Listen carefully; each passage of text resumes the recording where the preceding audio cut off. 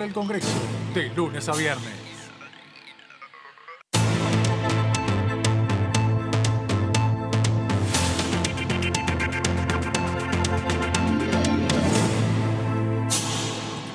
¿Qué tal? ¿Cómo les va? Bienvenidos. Bueno, señores, la actualidad legislativa, las principales noticias del día están en Diputados TV, el resumen, y estos son los temas.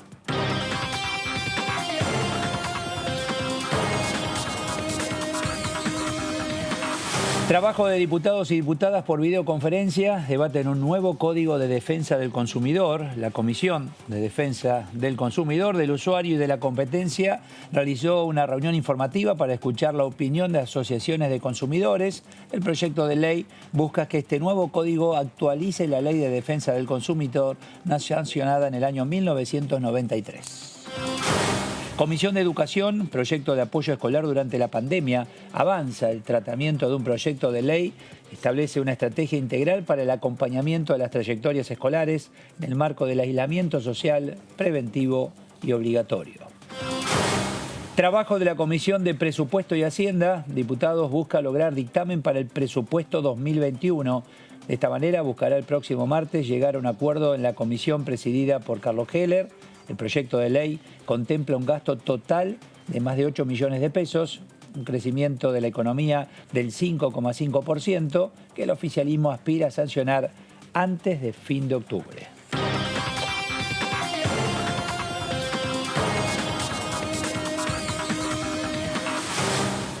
Bueno, muy bien, y el primero de los temas tiene que ver justamente con la educación y el hecho de ver cómo continúa la actividad acompañando a niños, adolescentes y jóvenes una vez que haya terminado esta pandemia. Ojalá que sea pronto.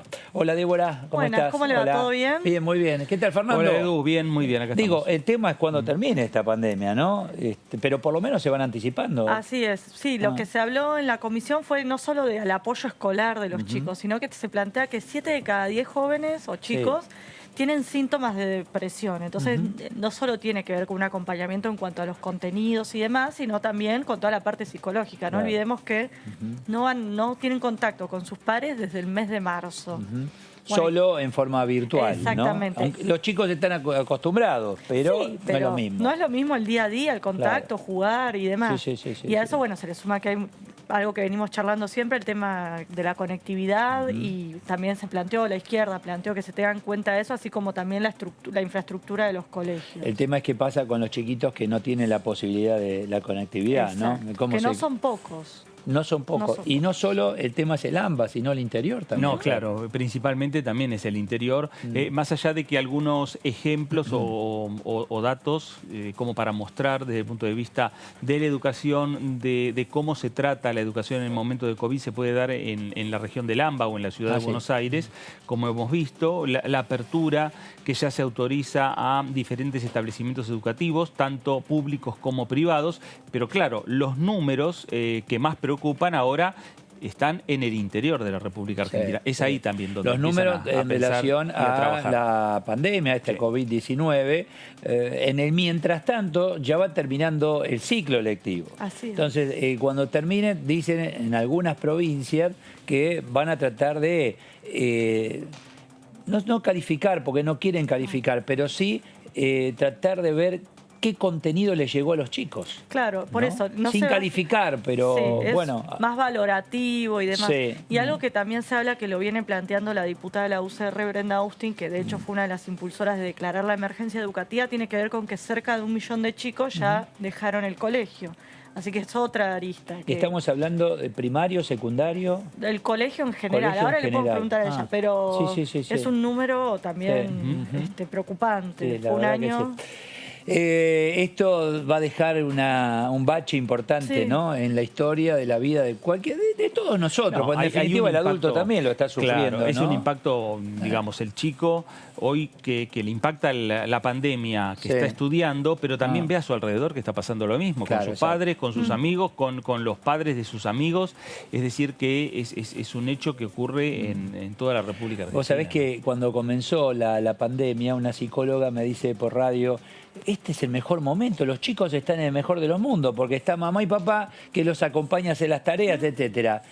primer mes, el Claro. segundo. Ya después de un tiempo, ni mamá, ni papá, ni papá, ni mamá, ni el nene, ya llega un punto que dicen, bueno, ¿y esto cuándo pasa? Y ¿no? mamá y papá también tienen que trabajar, Sí, entonces sí, claro, están en el sí. mismo lugar, pero Sí. cada uno tiene sus cosas. Y ¿qué pasa cuando hay una sola computadora en la casa y son varios los que la tienen que usar? Se plantean, no es fácil. Sí, ¿no? sí, sí, sí, sí. Un par de semanas puede ser. Ahora, cuando dicen van a trabajar el tema psicológico, ahí tenés los gabinetes psicológicos de cada colegio, ¿no? Sí, claro. El gabinete de la psicopedagoga, trabajar con los chicos, es toda una tarea ahí, Y ¿no? es toda una tarea, también hay que ver qué tipo de gabinetes hay en las diferentes escuelas, en los Claro. diferentes establecimientos educativos, digamos, no solo mirándolo desde la perspectiva de la ciudad de Buenos Aires Sí, sí. o de las grandes, digamos, metrópolis que tiene la República Argentina. Me parece que hay que mirar puertas hacia adentro de la República Porque Argentina. es verdad lo que vos decís, porque cada provincia, cada localidad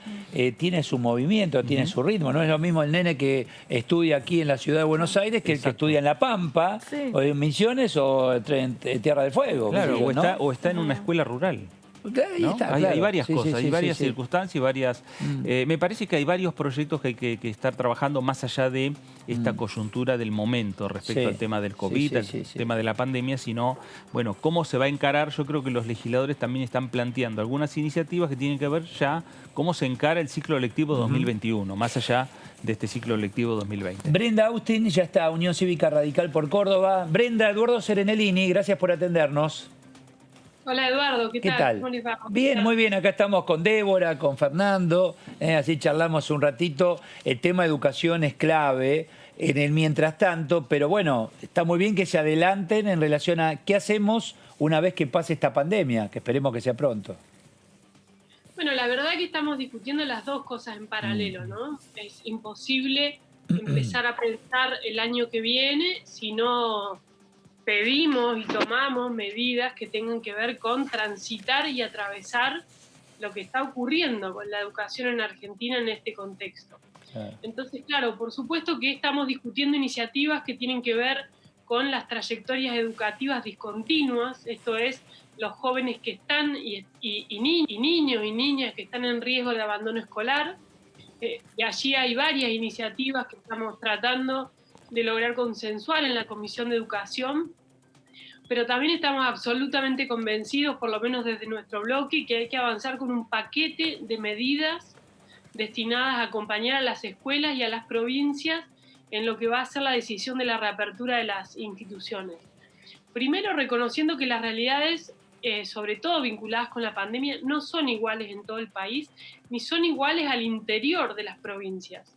Hay provincias donde en las localidades, en los conglomerados urbanos más grandes, obviamente están transitando pico de contagios, pero donde todavía hay localidades en el interior, contextos rurales y urbanos que no, perdón, Agata me saltó arriba de la compu, que obviamente, digamos, tienen entornos absolutamente distintos y que las posibilidades de reapertura, de cierre de año escolar, están mucho más cerca que lo que pensamos.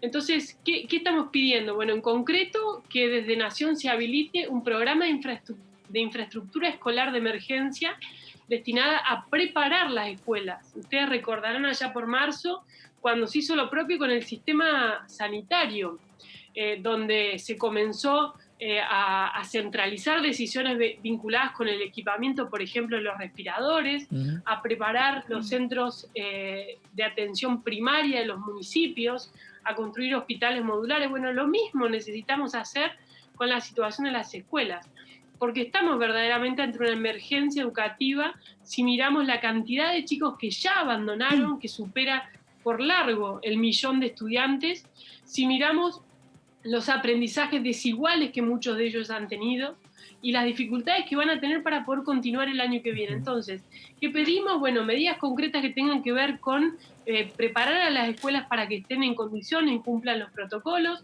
medidas que tienen que ver con el otorgamiento de las becas de conectividad, tanto en lo que es los datos, la conectividad, como el equipamiento, una compu, un teléfono, una tablet. ¿Por qué? Bueno, porque ya sabemos que el inicio del año que viene seguramente vamos a estar conviviendo con modalidades mixtas, ¿no? Con modalidades de pronto con una parte presencial y con otra parte virtual. De modo que creemos que hay que anticiparse, no seguir repitiendo lo que hicimos hasta acá, que en todos estos meses no se trabajó en preparar a las escuelas para su reapertura. Se buscaron modos con los cuadernillos, se trabajó en la virtualidad y los docentes lo han hecho muy bien, pero no se pensó desde el Estado qué cosas había que hacer para reducir la desigualdad educativa que estaba impactando. Brenda, con está muy bien esto. Ahora, ¿cómo saber en relación a cada chico cuánto le quedó del contenido? Porque también hay, no es lo mismo una localidad que otra, una provincia que otra, si tuvo relación permanente con el docente o la tuvo en forma entrecortada o no la tuvo nunca. ¿Cómo van a determinar ese resultado? Allí la diputada Morales Gorleri Victoria, que es vicepresidenta de la Comisión de Educación y que integra nuestro interbloque Juntos por el Cambio, ella viene insistiendo mucho con esto, diciendo tenemos que incluir en todo lo que tiene que ver con las trayectorias educativas la evaluación. Necesitamos saber dónde estamos parados. Evaluar no es solo para saber si alguien pasa de año o no, sino para realmente tener un termómetro que nos diga con objetividad qué pasó en estos 8 meses, 9 meses en las escuelas en nuestro país. Y que a partir de ahí diseñemos las intervenciones pedagógicas que seguramente no van a ser iguales. Miren, un dato nada más. Solo la mitad de las escuelas se conecta diariamente con los chicos, la otra mitad no. De modo que no es lo mismo el aprendizaje que ha tenido un chico que va a una escuela de pronto privada, que tiene 3 o 4 Zoom por día, donde ha tenido todas las materias, por supuesto, con los mismos problemas de integración que los demás, porque está mediado por la compu, pero utilizando una plataforma sincrónica como Zoom o como Meet, y aquel chico que solamente una vez por semana recibe un mensaje de texto por WhatsApp con las tareas que tiene que llevar adelante. No es lo mismo. Imagínense, multipliquen esto por las semanas. Y perdón, Brenda, ese chiquito recibió la tarea por WhatsApp y hay que ver cómo vuelve esa tarea para que la docente, con un gran esfuerzo, tenga que corregir lo que hizo este chiquito y vía WhatsApp. Bueno, es imposible. WhatsApp, y además con un elemento más, el 90% de los chicos, esto es un estudio reciente que aportaron, el 90% de los chicos necesita la ayuda de un adulto para hacer la tarea. Una obviedad quizás estoy diciendo, ¿no? Pero bueno, hay muchos de esos chicos que hoy no tienen ese adulto en casa, o porque no sabe, porque no tiene los elementos para poder ayudarlos, o porque ya está trabajando. Entonces, acá también hay un componente, digo, no es lo mismo la cuarentena durante los primeros 15 días, durante lo que fue marzo, quizás abril, a lo que es ya entrado octubre. La realidad es completamente diferente y el impacto también que está teniendo en las tareas de cuidado de las mujeres, que son en las espaldas de quienes muchas veces recaen todas estas tareas, y sobre todo el impacto en lo que es los jardines de primera infancia. La no reapertura de los jardines de primera infancia es una sobrecarga en las tareas de cuidado de las mujeres, a veces también de las adolescentes que terminan cuidando a sus hermanitos más pequeños y resienten su proceso de aprendizaje, y es un impacto en el momento donde los niños y niñas aprenden a aprender. Entonces, todas estas cosas no es que el año que viene, cuando abramos, de pronto las vamos a resolver de un día para el otro. Todos estos procesos que se han visto resentidos de aprendizaje a lo largo de la pandemia, lamentablemente esta generación los va a llevar a cuesta a lo largo de toda su vida. Entonces, necesitamos primero empezar a entender que no es que no tiene costo tener las escuelas cerradas, claro que tiene un costo. Claro que tiene un costo en el capital humano, claro que tiene un costo en los procesos de socialización de muchos de estos chicos. Entonces, necesitamos hacer los esfuerzos para que cuando las condiciones sanitarias lo permitan, las escuelas empiecen a abrir, a perderle el miedo, a mirar lo que ha hecho el mundo entero. Y así en alguna escuela tenemos que después volver a cerrar, hacerlo también. ¿Qué tal? Es decir, a pensar con dinamismo, con flexibilidad, con anticipación, para que realmente demostremos que para nuestro país la educación es la verdadera herramienta para generar igualdad. Hoy no lo está haciendo. Hoy es una herramienta que está generando una profundización de la desigualdad en la Argentina. mayor pobreza, mayor fragmentación, mayores conflictos de integración de nuestra sociedad. Entonces, ojalá que podamos en el Congreso ponernos de acuerdo, en primer lugar, en qué cosas hacen falta para resolver el hoy, no todo el año que viene. No está perdido el año, quedan todavía, queda tiempo para que puedan tener, aunque sea un cierre, aunque sea que la escuela se reencuentre con ellos, en donde se pueda, para que vea qué les pasó en este tiempo. Y que desde ahí las docentes y los equipos directivos puedan planificar el inicio del año que viene. Entonces, ahí estamos poniendo mucho el esfuerzo y también, por supuesto, en todo lo que van a ser las herramientas para el ciclo lectivo 2021. ¿Qué tal? Diputada Débora Urieta la saluda. Por un lado, ¿se está analizando alguna variante para los chicos de quinto año que el año que viene comienzan la facultad? Eso por un lado. Y por otro lado, extender el ciclo escolar o que no haya vacaciones de verano para que puedan recuperar el contacto, ¿algo así se está analizando o las vacaciones se van a mantener como todos los años la misma fecha? Mire, nosotros lo que estamos pidiendo desde el Congreso, por lo menos nuestro bloque, cuando pedimos la emergencia educativa ya por agosto, era que le devolvieran a las provincias las facultades de tomar decisiones en materia educativa. Esto es central, porque muchas de las respuestas que a tu pregunta, digamos, las tienen que diseñar los ministros de educación de cada provincia, analizando qué es lo que pasó, sabiendo cuál es la realidad de sus localidades, sabiendo quiénes pudieron estar conectados. Miren, hay provincias donde 4 de cada 10 chicos no tienen acceso a Internet. El promedio nacional son 2 de cada 10, pero hay algunas que llegan a ser 4 de cada 10.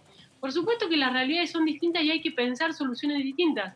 Hay algunas jurisdicciones como Cava que están empezando a decir que para aquellos que no lograron cumplir con ciertos contenidos, bueno, quizás durante lo que entendíamos que eran las vacaciones va a hacer falta que hagan un esfuerzo.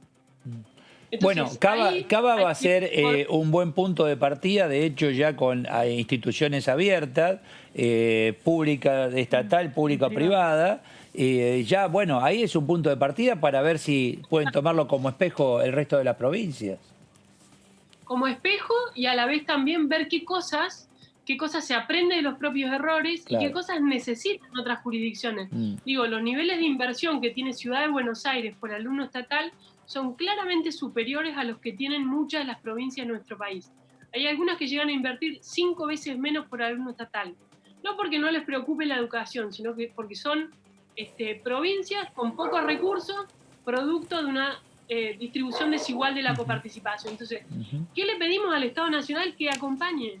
La situación va a ser crítica. Cuando abramos muchas de estas escuelas que han estado cerradas durante 8 meses, nos vamos a encontrar con problemas de infraestructura graves, con problemas en los baños, con problemas, digamos, donde no se van a estar cumpliendo condiciones sanitarias. Entonces, no nos resignemos y digamos, bueno, no se va a poder volver. No, anticipémonos, sabemos que eso va a pasar y pongamos los recursos justamente en esas escuelas que posiblemente sean las que más pronto necesitemos que abran. Claro. Porque son escuelas, muchas de ellas, y estoy hablando por Córdoba, que son las que van a necesitar inversión en infraestructura, pero son las escuelas donde los comedores escolares cumplen un rol crucial y donde ese plato de comida caliente que recibían los chicos y que hace 8 meses no reciben, era la única comida caliente que tenían en su día.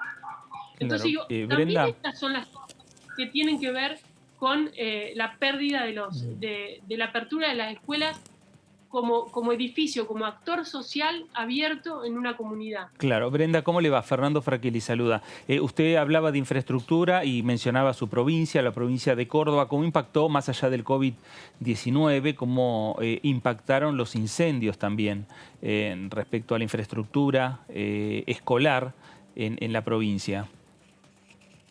No, bueno, la verdad que los incendios han sido una tragedia fenomenal que se va a terminar se está terminando de estimar, pero se calcula que han sido más de 200.000 hectáreas, una situación absolutamente crítica, el peor año en términos del impacto en los ecosistemas, en los bosques, en el monte nativo de Córdoba, pero con la suerte de que no ha impactado sobre entornos, sobre ciudades ni sobre poblados, ¿no? Es decir, ha tenido allí la capacidad del cuerpo de bomberos de proteger en la medida de lo posible, obviamente, el impacto sobre comunidades. De modo que, si bien esto para Córdoba ha representado una tragedia ambiental enorme, que además ahora cuando empiecen las lluvias, ayer llovió, hacía meses que no llovía, vamos a tener un problema adicional que es la contaminación de las cuencas de agua, claro, justamente porque la lluvia lleva estas cenizas a través de los ríos a los diques, de donde se nutre las plantas potabilizadoras de prácticamente la totalidad del agua de Córdoba, pero no está directamente vinculado con la situación de las escuelas. Ahora, me permito sí señalar, para volver a poner el foco en esta preocupación, la provincia de Córdoba, el gobernador tiene un fondo que remite a los municipios para que ellos arreglen las escuelas, ¿no?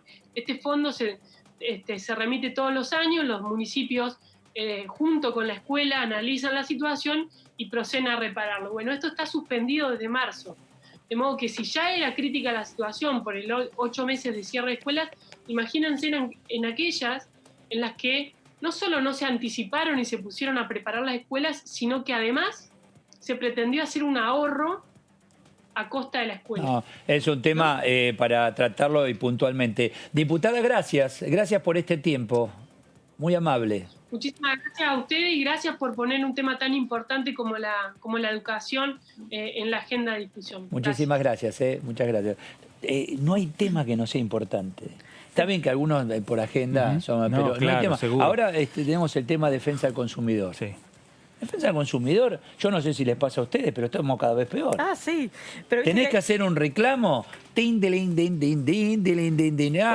nada, no sé con quién hablar, ya no hay gente que te atienda, lo que sea, no importa lo que sea. Sí, vos te reís, yo puteo. No, me río porque a veces lo que cambia... No me atienden nunca. Sí, lo que cambia a veces es la música. Ahí te atienden enseguida y ahí derivas el reclamo. Sí, pero cuando te derivan, del otro lado no te atienden. Yo no digo todas las empresas, pero parece que entiendo que muchos deben hacer home office, entiendo que no deben tener la cantidad de personal adecuado, pero en defensa del consumidor en algún momento tenés que, porque los servicios se pagan, porque vos estás pagando. Sí, yo me acuerdo del boicot al tomate, ¿se acuerdan? Sí. Fue la única vez que como consumidores... No sé, pero son muchos temas que vos decís, bueno, defensa del consumidor, y ahora el trabajo en relación al código, 1993. La ley se aprobó en el año 93, es decir que estamos en momento... No existía el internet. Claro, y estamos en momento como para empezar a modificarlo. Tal cual. ¿No? Sí, es el momento. Han pasado muchas cosas, han pasado. Y además han pasado, si uno toma, ¿cuáles son los reclamos que hace la ciudadanía, digamos, los mayores reclamos en mayor cantidad? Y tiene que ver con los servicios públicos, tiene que ver con... claro, exactamente, con la telefonía celular. En alimentos lo mismo, vos agarrás, te fijás, a ver, pero si acá dice, pensé que era de 1 kilo y en realidad son 750 gramos, el paquete es así, cuando lo abriste, viste, en vez de ver un pan dulce tenés una magdalena. La ley tiene que ser para defender ¿No pasa o no? Y sí, la ley tiene que ser para defender al usuario, para defender al consumidor, para eso fue el objetivo de la ley. Yo me acuerdo al entonces diputado Héctor Polino, que caminó el Congreso en su banca, luchó por la ley de defensa del consumidor. No es fácil porque es una tarea, viste, vos sos solito contra monstruos, claro, ¿no? Vos querés ir a cambiar, ahora que no te puedes probar ropa en la pandemia, vas y te compras un zapato, no, te lo vuelvo porque no me quedó bien, me lo probé, no. Bueno, tenés que cambiar por otro, pero no quiero otro, quería eso, devolverme la plata. No está la opción. Tampoco hay que demonizar a todas las empresas, porque digamos que por suerte la mayoría quieren a su majestad del cliente, ¿no? Es decir, ahora, en el caso de un problema o ante la situación de reducción de personal, optimizan al que queda y es difícil. Sí, es un contexto, pero nunca existió la opción de me devolvés la plata. La tenés que pelear para que te devuelvan la plata. ¿Cómo? Para que te devuelvan la plata. Perdón, ¿querés que te dé un caso concreto de estos tiempos? Los espectáculos masivos. Pagamos las entradas. No te la devolvieron. El año pasado. Sí. El mes que viene es el show. Claro. No, a fin de año es el show. Nada. Ahora, ese dinero, el dólar en su momento estaba 50. Claro. Hoy está 175. Ese volumen de un estadio, ese dinero alguien lo está manejando. Claro. ¿Y qué va a pasar? Y además la incertidumbre es ¿qué va a pasar con ese espectáculo? No, olvida, lo que menos me importa. Yo digo, ese volumen de plata. Sí. la están trabajando y están haciendo fortuna con Sí. el tipo de Bueno, cambio. A eso sí, me refiero, seguro. con la plata que Seguro. compró la entrada. Claro. En algunos casos tenés la opción, te devuelvo el dinero, Claro. pero hay muchos que no. ¿Viste? Y bueno, qué sé cambia yo, de es para- grupo. Si ¿eh? sacaste entradas para ver a Kiss, cambia de grupo y anda a No, ver para ver a otro. Metallica, compré. Claro. Toda la familia. ¿Y qué Ahí va. haces ahora? Esa Bueno. plata. Pero olvídate, yo digo, ¿qué harán con la plata? No, La pero ahí están tenés- manejando, la fortuna. A 50 compraron dólares, hoy los tienen Seguro. a 177. Pero, ¿sabés? Dejá que no venga. Saludo a Guillermo Carnaghi, Frente de Todos, Río Negro. ¿Qué tal, Guillermo? Eduardo Serenellini, ¿cómo le va? Bueno, Neuquén, perdón. Buenas tardes. ¿Qué tal? ¿Qué dice? Soy de señor? Neuquén. ¿Me escucha bien? Lo escucho bien y perdón el error, ¿eh? Es De al Neuquén. No, Bueno. no hay problema. Bueno, a ver, digo, defensa al consumidor, tienen para entretenerse, Guillermo, ¿no? En el tema. Hay tanto Sí, por el discutir. debate, se está dando el debate en la comisión, se ha hecho reuniones con juristas, especialistas, y en la última reunión del 15 también se ha escuchado a organizaciones de defensa del consumidor de todo el país, unas 20 organizaciones que también planteaban sobre los proyectos presentados, su aporte, sus dudas, así que el debate es muy rico.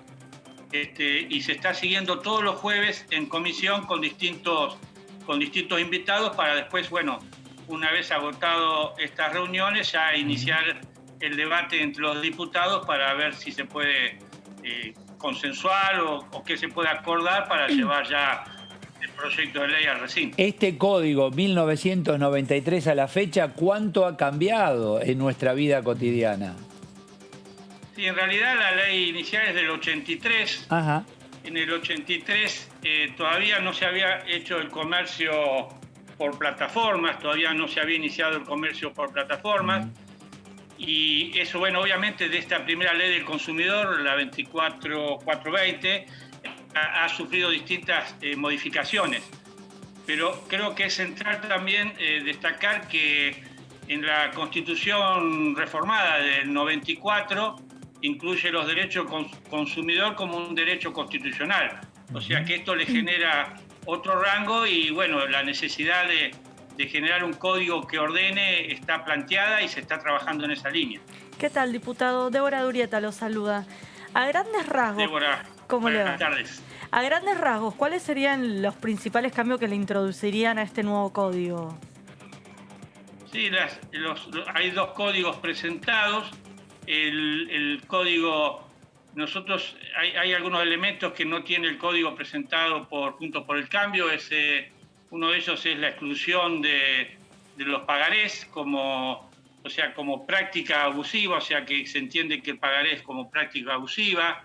Se plantea también en nuestro código la necesidad de que en caso que algún producto, algún bien, que en general son o teléfonos, electrodomésticos, que sufren una falla y entren en garantía, el proveedor el proveedor tiene que darle un sustituto mientras se arregla el desperfecto. Un tema no menor es que se genera también la necesidad de hacer audiencias públicas cuando se trata de servicios públicos. Bueno, son distintas. También, bueno, no es menor, o sea, los responsables que venden por plataforma también se incorporan, son responsables como proveedores. Bueno, son distintas cuestiones que al momento de discutir en el seno de la comisión se irán resolviendo y serán consensuando. Claro. Guillermo, ¿cómo le va? Fernando Frachielli saluda. Y dentro ¿Cómo está? Bien. Muy bien. Y dentro de estas iniciativas y este debate, ¿cómo ve usted la posibilidad de sancionar esta norma en lo que resta de este año 2020? Por el ritmo que yo veo, quizás sea difícil porque, bueno, falta todavía escuchar mucha gente para hacer aportes en la comisión. Desde la misma reunión que tuvimos el otro día con las ONG que se ocupan de la defensa del consumidor, unas 20 organizaciones de todo el país, han hecho aportes. También, además de los aportes que han hecho, que bueno, que hay que analizarlos e ir incorporándolos, evaluar los aportes e incorporarlos, también muchas de ellas han planteado poder analizar con más profundidad ambas propuestas para hacer, digamos, por escrito las observaciones, las sugerencias y las propuestas. Todo esto creo que va a demandar un tiempo de debate en el seno de la comisión que entiendo yo que no daría la posibilidad de que esté sancionando lo que queda acá del resto del periodo ordinario de sesiones. El análisis en relación al escuchar a cada uno, etcétera, con este tema de pandemia transversal, bueno, se potencia en algunos casos y en otros es circunstancial. Sí, está. Encima, o sea, genera, el marco de la pandemia genera una relación distinta también claro. entre el consumidor y los proveedores, ¿no? O sea, esto realmente, la pandemia nos ha desacomodado todas las cuestiones cómo se venían llevando y, bueno, nos exige en todos los ámbitos, ¿no? Nuevas formas de relación, ¿no? Hay dos sectores claves. Uno es el turismo, donde hay muchos consumidores, muchos clientes que dicen: yo entregué el dinero, paquete turístico, pasa el tiempo, pasaron 6 meses, pasaron 7 y pasará más, el dinero no llega, la agencia no tiene cómo, bueno, y ahí es una situación compleja. Y otra, lo charlábamos recién, los espectáculos masivos. Se pagó el espectáculo mañana, pasado, el mes que viene, a fin de año, el año que viene, y el dinero alguien lo tiene y alguien lo está trabajando. Carnaghi. Sí, esas las dificultades que da, bueno, esta situación en el tema del turismo, con la nueva ley de fortalecimiento y apoyo al turismo, da alguna respuesta, porque, bueno, además de dar posibilidades de compra a los consumidores, con un aporte del Gobierno Nacional del 50% del paquete, da las posibilidades en esa contratación de reprogramar los servicios, ¿no? Atendiendo esta situación. O sea, hay apoyo al turismo, hay mucho apoyo al sector, con medidas para el sector turístico, directas a los operadores turísticos, también medidas a los consumidores, de la venta anticipada con el 50%, el bono fiscal, planes para estudiantes y demás. Y todos estos incorporan, todo este programa incorpora la posibilidad de reprogramar los servicios, ¿no? Porque en el marco de la pandemia uno puede comprar con la mejor intención, fijar las fechas, pero realmente hay incertidumbre en cuanto se puedan concretar los viajes y los servicios, ¿no? ¿Tienen algún relevamiento? Hay temas... Sí, disculpe. Si tiene algún relevamiento, ¿cuáles son los sectores que reciben más quejas por parte de los consumidores? Sí, los servicios son financieros, seguros, rodado automotor, electrodomésticos, servicio de transporte, servicios públicos domiciliarios, textil, calzado y marroquinería, servicio de evento y esparcimiento cultural, esto que planteaban ustedes. Estos son los servicios que en relevados de acuerdo al funcionamiento de la actual ley son los que tienen más reclamos de los consumidores o mayores quejas de los consumidores. ¿Y hoy tienen respuesta o hay que trabajar en algo en la legislación ¿Tienen respuesta? Claro, justamente la legislación nueva tiende a resolver la falta de respuesta que tienen los consumidores, ¿no? Hay otros temas que también me tocó trabajar en mi rol de diputado provincial en la provincia de Neuquén, que era toda la cuestión abusiva con los planes de ahorro de automotores, ¿no? Eso no solo en Neuquén, en todo el país también generó problemas, como el tema de los créditos UVA, ¿no?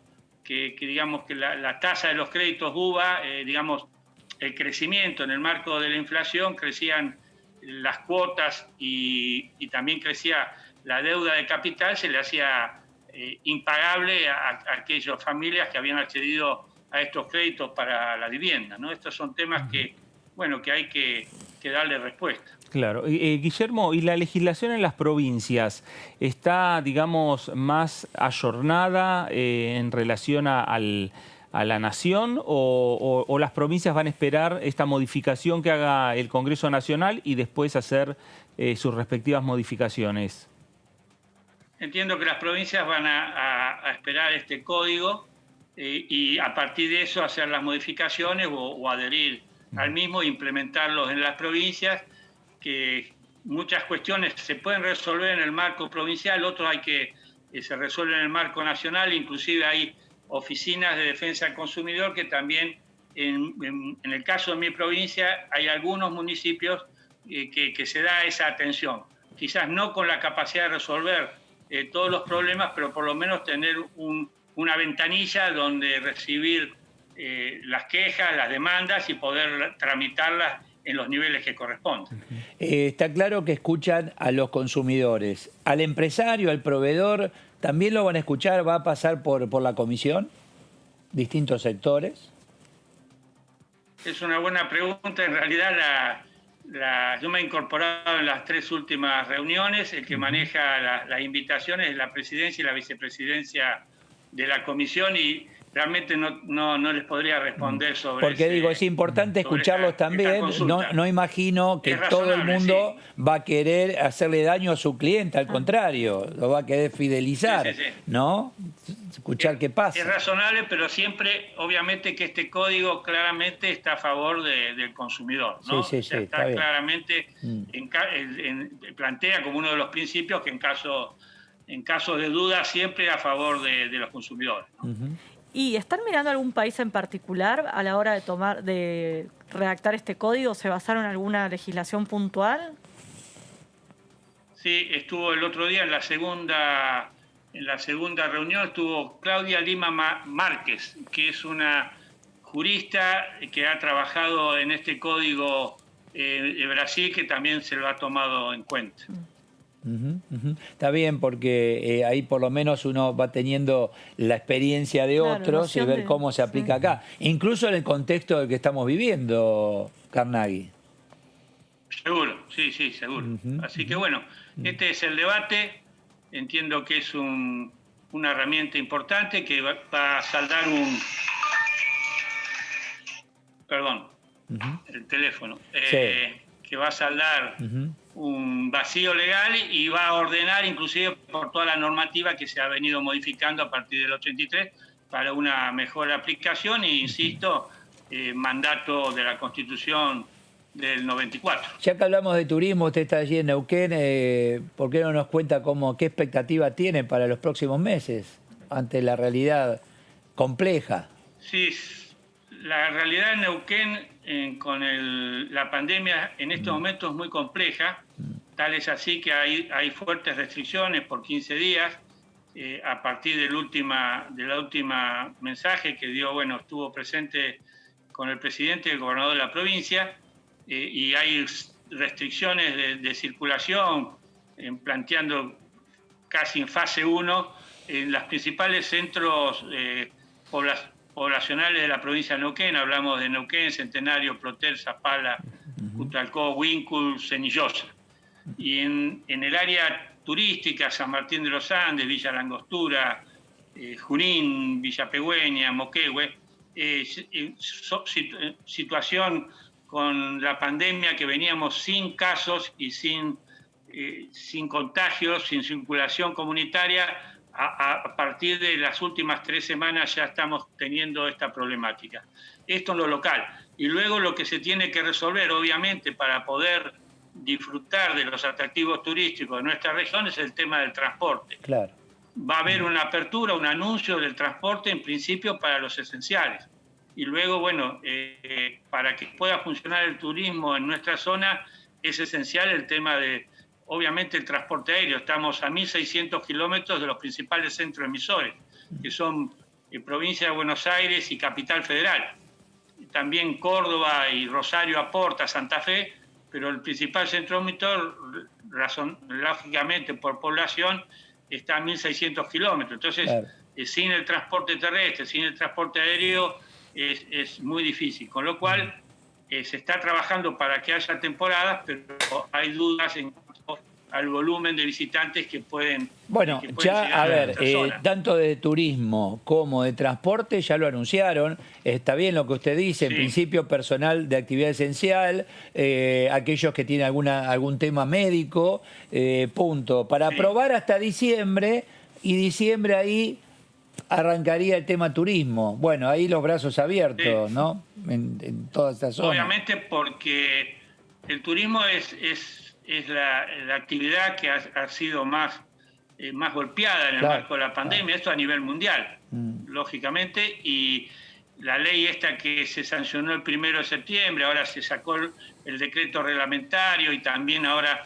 el Banco Central ha dado definiciones en cuanto a una de las cuestiones que plantea la ley, que son créditos blandos y accesibles para los prestadores de servicios y para los municipios. Bueno, esto va dando una respuesta, pero siempre en el marco de la incertidumbre de cómo evoluciona la pandemia, tanto en los centros emisores como en los centros turísticos que somos los receptores, ¿no? O sea, esta incertidumbre está, la expectativa está y la necesidad de que haya turismo se da, obviamente en la cordillera, pero bueno, supongo que las mismas expectativas tienen todas las localidades. Tiene que ver con el turismo. Mire, le voy a hacer una pregunta, tiene que ver con el turismo. Dice que el valor en el interior es mayor al de Capital o GBA. ¿A cuánto está el dólar paralelo allí en Neuquén? No. Pero siempre dicen que, a ver, en Capital y GBA, 175, 178, dice que el interior es mucho más caro. ¿Es así o no? Honestamente no tengo ni idea. Yo conozco el valor del dólar ilegal, para llamarlo correctamente, por lo que publican los diarios. No, honestamente no tengo esa información. Entiendo que debe ser igual, ¿no?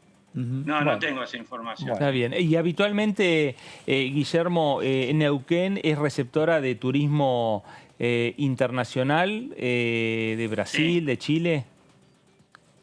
Fundamentalmente Brasil y Chile. Brasil es un gran lugar donde recibimos turistas fundamentalmente en las temporadas de invierno. Y fundamentalmente en las localidades de Neuquén, mayoritariamente esquiadores. Claro. Porque en Bariloche es otro público distinto. El brasilero no es solo esquiador, sino de gente que va a conocer, a pasear y a disfrutar de Bariloche. Eso obviamente esta temporada fue nulo. Claro. Y también por la proximidad de la cordillera. Nosotros estamos a kilómetros de Chile, de la frontera con Chile. Estamos ahora de Chile. También hay un flujo importante de turismo en Chile. Eso se da, digamos, las fronteras son como elásticas de acuerdo al cambio. Cuando nos favorece a nosotros, viajamos más los argentinos hacia Chile, y cuando le favorece a Chile se da la inversa. Eso se da, en toda la frontera. El fenómeno turismo es así, ¿no? En relación al cambio es como los flujos se dan para un lado o para otro. Hoy sería conveniente tanto para Chile y Brasil, el marco del dólar blue. La Argentina es un destino barato. Vio que es importante el dato ese, es importante el valor, ¿eh? A ver si es barato o no, si le conviene al turista, claro, es barato. Para ellos sí, para ellos, claro. Si el turista cambia los valores estos, obviamente si lo ponen a los niveles de consumo, le es económico en general. Y ustedes lo saben tan bien como yo que el tema cambiario es fluctuante, a veces estamos mejor, a veces estamos peor, señor, tanto con Chile como Brasil. Mucha época éramos emisores, la Argentina. Eso se modificó, en principio el verano enero y febrero fueron buenos. El dólar, el 30% que se le puso sobre el dólar oficial también hizo que mejorase el turismo interno o encareciese la salida al exterior. Cuando en el balance del turismo, la Argentina estaba perdiendo cerca de 10.000 millones de dólares hacia el exterior, cuestión que en el marco de la crisis, la situación social y demás, no es muy razonable, ¿no? O sea, que digamos que financiemos o que haya tantos dólares que se van por turismo al exterior, ¿no? Diputado Carnaghi, gracias por este tiempo, muy amable. Y si me deja un minuto más... Sí, claro. Si me deja un minuto más, quiero rescatar ayer la presencia del presidente de la Nación en Neuquén, en Vaca Muerta, en YPF. Ni más ni menos, junto con el secretario de Energía de la Nación, Darío Martínez, junto, obviamente, el gobernador de Neuquén, la gobernadora de Río Negro, anunciando el plan gas, que realmente es una noticia importante para toda la zona, para todas las provincias productoras de gas, de hidrocarburos, un anuncio esperado, y la importancia desde el interior que se anuncie desde Neuquén, desde Vaca Muerta, desde los lugares donde se produce, se hagan estos anuncios, y además que un neuquino, Darío Martínez, esté a cargo de la Secretaría de Energía y que la sede se va a instalar en Neuquén como principal productora de hidrocarburos de la provincia. Así creo que para la provincia de Neuquén hay dos actividades. Una, hablamos del turismo. La principal actividad claramente es la explotación hidrocarburífera, el turismo atrás en segundo lugar. Así que este es un anuncio que va a dar respuesta a todo el sector, a las empresas, a las pymes, a los trabajadores y a las provincias. Era un anuncio muy esperado. Gracias, diputado, muy amable. Muchas gracias. Gracias a ustedes por su tiempo. Hasta Gracias, luego. muchísimas gracias. Bueno, de punta a punta. En serio que muchos te dicen que el dólar es más caro en el interior. Es que capaz hay menos oferta, tendrá que ver con Hay menos eso. oferta, el traslado de la moneda. Claro. Y sí, aparte hay más demanda en relación a la oferta. ¿Qué pasa cuando hay más demanda en la oferta? Aumenta. Aumenta el precio. Además, todo es es más así. caro en el sur. Por ejemplo, Sí. yo pensé que lo ibas a hacer por ese lado la pregunta. Por Es el todo tema, más caro, también sí, el dólar. Sí, sí, sí. No, No, pero el y tema mucho era más, justo- mucho más en este momento de pandemia donde no tenés presencia de extranjero, turismo extranjero. Claro, claro, El turismo exacto. extranjero también te permite Exacto. Tenés más ingresos de dólares. achicar costos en cuanto al traslado de Buenos Aires porque vos lo Claro. tenés que Sí. el Sí, sí, turista sí. va ahí y te lo deja ahí. Sí, está claro. Entonces, Exacto. ahora no lo tenés, Obvio. entonces es todo un tema Sí. a tener bien en cuenta. Pero bueno, como vemos, cada rincón de la República Argentina tiene sus particularidades. Lo entiendo perfectamente al diputado cuando te habla de la necesidad siendo receptivo de turismo, Claro. y más turismo internacional. Claro. ¿no? Chile. Aparte hay otro tema. Fíjate que Uruguay está ahora pensando qué va a hacer con el turismo Brasil-argentino, por la cantidad de casos que tenemos, Sí. Brasil y Argentina. ¿Y sí? El Caribe está en la misma Y situación, no depende- quieren sudamericanos. Claro. Y dependen de Eh, nosotros mucho, de Argentina y de... Bueno, sí. ¿qué Lo que culpa pasa es tenemos que- nosotros que acá No, no, el pero virus digo, es la dijo voy y encrucijada. avanzo en Está en el Argentina? dilema de freno el turismo o Ah, contagio. claro, es ah, muy entiendo. No, y difícil. además, Sí, sí. además tenés la particularidad que en estos momentos Europa también es un Tremendo, foco muy ¿viste lo que es fuerte del Europa? tema de Ahora dice de que la cómo fue nueva esta ola segunda es ola. peor que el primer caso de Sí, sí, coronavirus sí, del sí, año que pasado. se están alertando que... ¿Dónde fue que dicen que no hay... ¿Dónde leí? Que no, Francia toque de queda sí, pero que no va a haber fiestas directamente, ni Navidad ni fin de año. Ah, eso no, En algún país europeo y ya dicen no. Claro. Dadas las circunstancias. Por eso, y eso también. Entonces ¿viste? los operadores turísticos dicen que miraban, digamos, no con buenos ojos para, digamos, Sudamérica Sí, sí, o el sí, continente americano, ahora también tienen que Sí. mirar. Igual ellos tienen vuelos, Europa. hay vuelo de cabotaje entre un país y otro, todo eso funciona, pero lamentablemente... Y pensando acá en la Argentina, Sí. como a vos te pasó con el recital, decís, ¿qué hago? ¿Reservo un hotel para enero, febrero, marzo o no lo reservo? Entonces también esta falta de certidumbre complica. En la costa atlántica, de acuerdo a la localidad, te dicen, algunos te reservan, Claro. alquilás una casa, un departamento, y en caso de tener que cerrar la localidad, te devuelven el dinero. ¿Y qué haces? ¿Llegás y haces 14 ¿Será? días de cuarentena? Llegás, tenés que hacer 48 horas 48. en algunos Ah, no. casos. Y ya ir con el hisopado desde Hecho. acá. Que eso significa dinero. Vos Claro. sabés que una familia, si entre el hisopado Tal y cual. llegás allá, perdés 2 días. En el cambio de quincena, entre una familia que ingresa que sale del departamento y el que ingresa, necesitas 48 Claro. horas el departamento Claro. vacío. Porque hace O sea que la desinfección. quincena es una semana, va a ser. Y va a ser, Entre una cosa y otra. viste, algunos dicen no te van a alquilar por menos de 15 días para que no haya tanto recambio Claro, sí. entre una familia y otra. Otros te dicen te tenés que llevar la almohada. Sí. ¿Lo escuchaste? Sí, sí, lo sabes. escuché. Tenés que llevar la almohada, Sí, ¿viste? No, cosas impensadas. No, y después hasta de ahora. seguir los protocolos cuando vos quieras ir al balneario, si es que vas a la costa Sí, atlántica. sí. Y el problema también está, yo no sé si a partir de todos esos problemas, el propietario que alquila lo tiene en cuenta también. Digo, a la hora de Sí, pero hay necesidad. imponer el precio. Hay necesidad. No, sí, ¿viste? está bien. Yo Hay también tengo la necesidad de ir a la Sí, costa en sí, una manera determinada. Pero vos vas y el otro no tiene necesidad de agarrar un No, peso. claro, sí, Vamos a sí, saludar al diputado Gerardo Cipollini del Chaco. ¿Qué tal, diputado Eduardo Serenellini? Gracias por atendernos. Ahí lo vemos, diputado. El tema tiene que ver con la Comisión de Defensa del Consumidor, el usuario y de la competencia. ¿Me escucha, diputado? No, me parece que está muteado o algo pasa allí que no nos llega a escuchar Cipollini. Bueno, mientras tanto, por ahí pasa el tema, ¿cómo, viste? Y ahí vas a tener tema de defensa del consumidor. Sí, claro. Ahí vas a tener, vos decís, tomá, te pagué el departamento, adelanté ahora.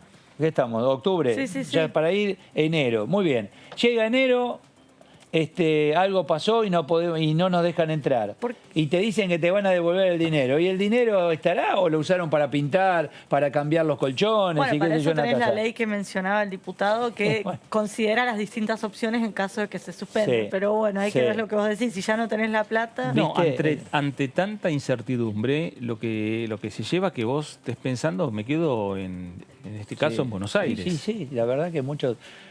Me da pena porque el que vive del turismo, No, claro, honestamente. bueno. Por ahí el yo público más pienso- joven se adapta más fácil. No sé si todos lo toman igual. Habría muchos que... dicen que van igual. Hacemos Claro. una pausa, chicos. Hacemos. Hacemos ¿Cómo una no? pausa, enseguida continuamos. Este es el resumen aquí en Diputados TV.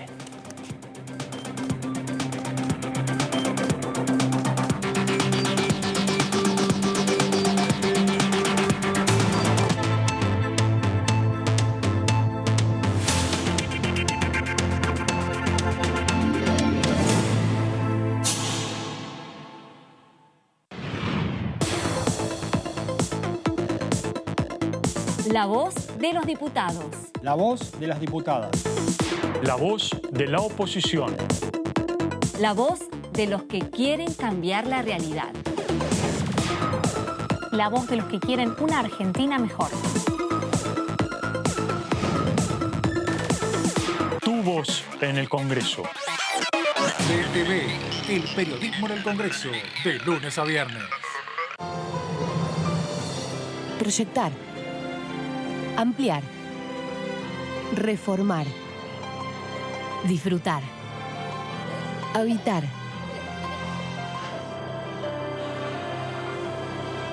reactivar, nuevas líneas de crédito Procrear para generar vivienda y trabajo. Conoce más detalles y cómo inscribirte en argentina.gov.ar/procrear. Argentina Unida, Ministerio de Desarrollo Territorial y Hábitat, Argentina Presidencia. Un viernes por la noche y DTV Entrevistas. La humildad la tuve porque no teníamos un buen pasar económico. O sea, yo en mi casa no tenía auto. O sea, mi casa era una vivienda de un plan de vivienda del Fonavi. Así que la humildad la tuve desde abajo, viste, que no tenía una pelota de básquet para jugar ni tenía una bicicleta para andar. De hecho, yo empecé a trabajar a los 19 años. Con el primer sueldo me compré una bicicleta que nunca había tenido. Con el segundo sueldo me compré una pelota de básquet que nunca había tenido. DTV Entrevistas, viernes 21 horas. El periodismo en el Congreso. Comenzamos en el garage de la casa de mis padres, sabiendo que nuestra vida iba a ser la fábrica. El empresario pyme tiene una capacidad de adaptarse a las circunstancias.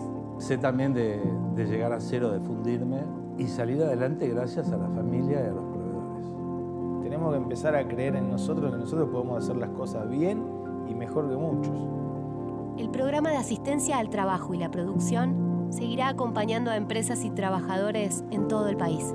Conoce los beneficios a los que podés acceder ingresando en www.afip.gov.ar. Argentina Unida. Argentina Presidencia. Todo lo que pasó en la semana en DTV. Hemos reactivado el 100% de las obras que estaban paralizadas.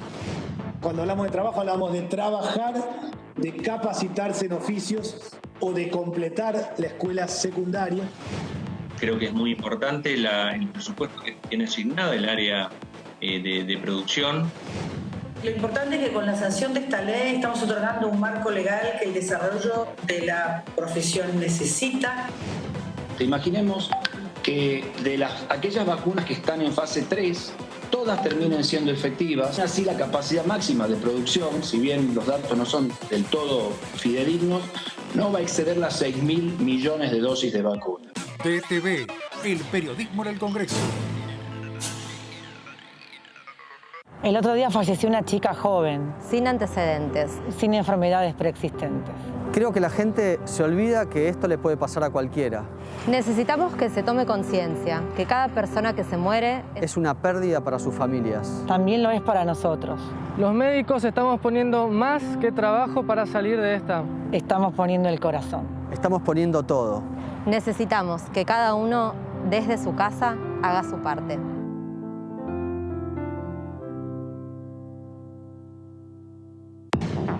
Bienvenidas y bienvenidos a Punto Género. Juro por los 30.000 compañeros detenidos desaparecidos. Con un enorme desafío por delante, una gran responsabilidad de poder ser fiel al mandato. ¿Con qué proyecto viene a la Cámara? Principalmente que tienen que ver con el juramento que hacen a la seguridad y soberanía alimentaria, que hacen a la cuestión ambiental. También vamos a presentar algunos proyectos. Punto Género. Domingos, 21 horas, por DTV.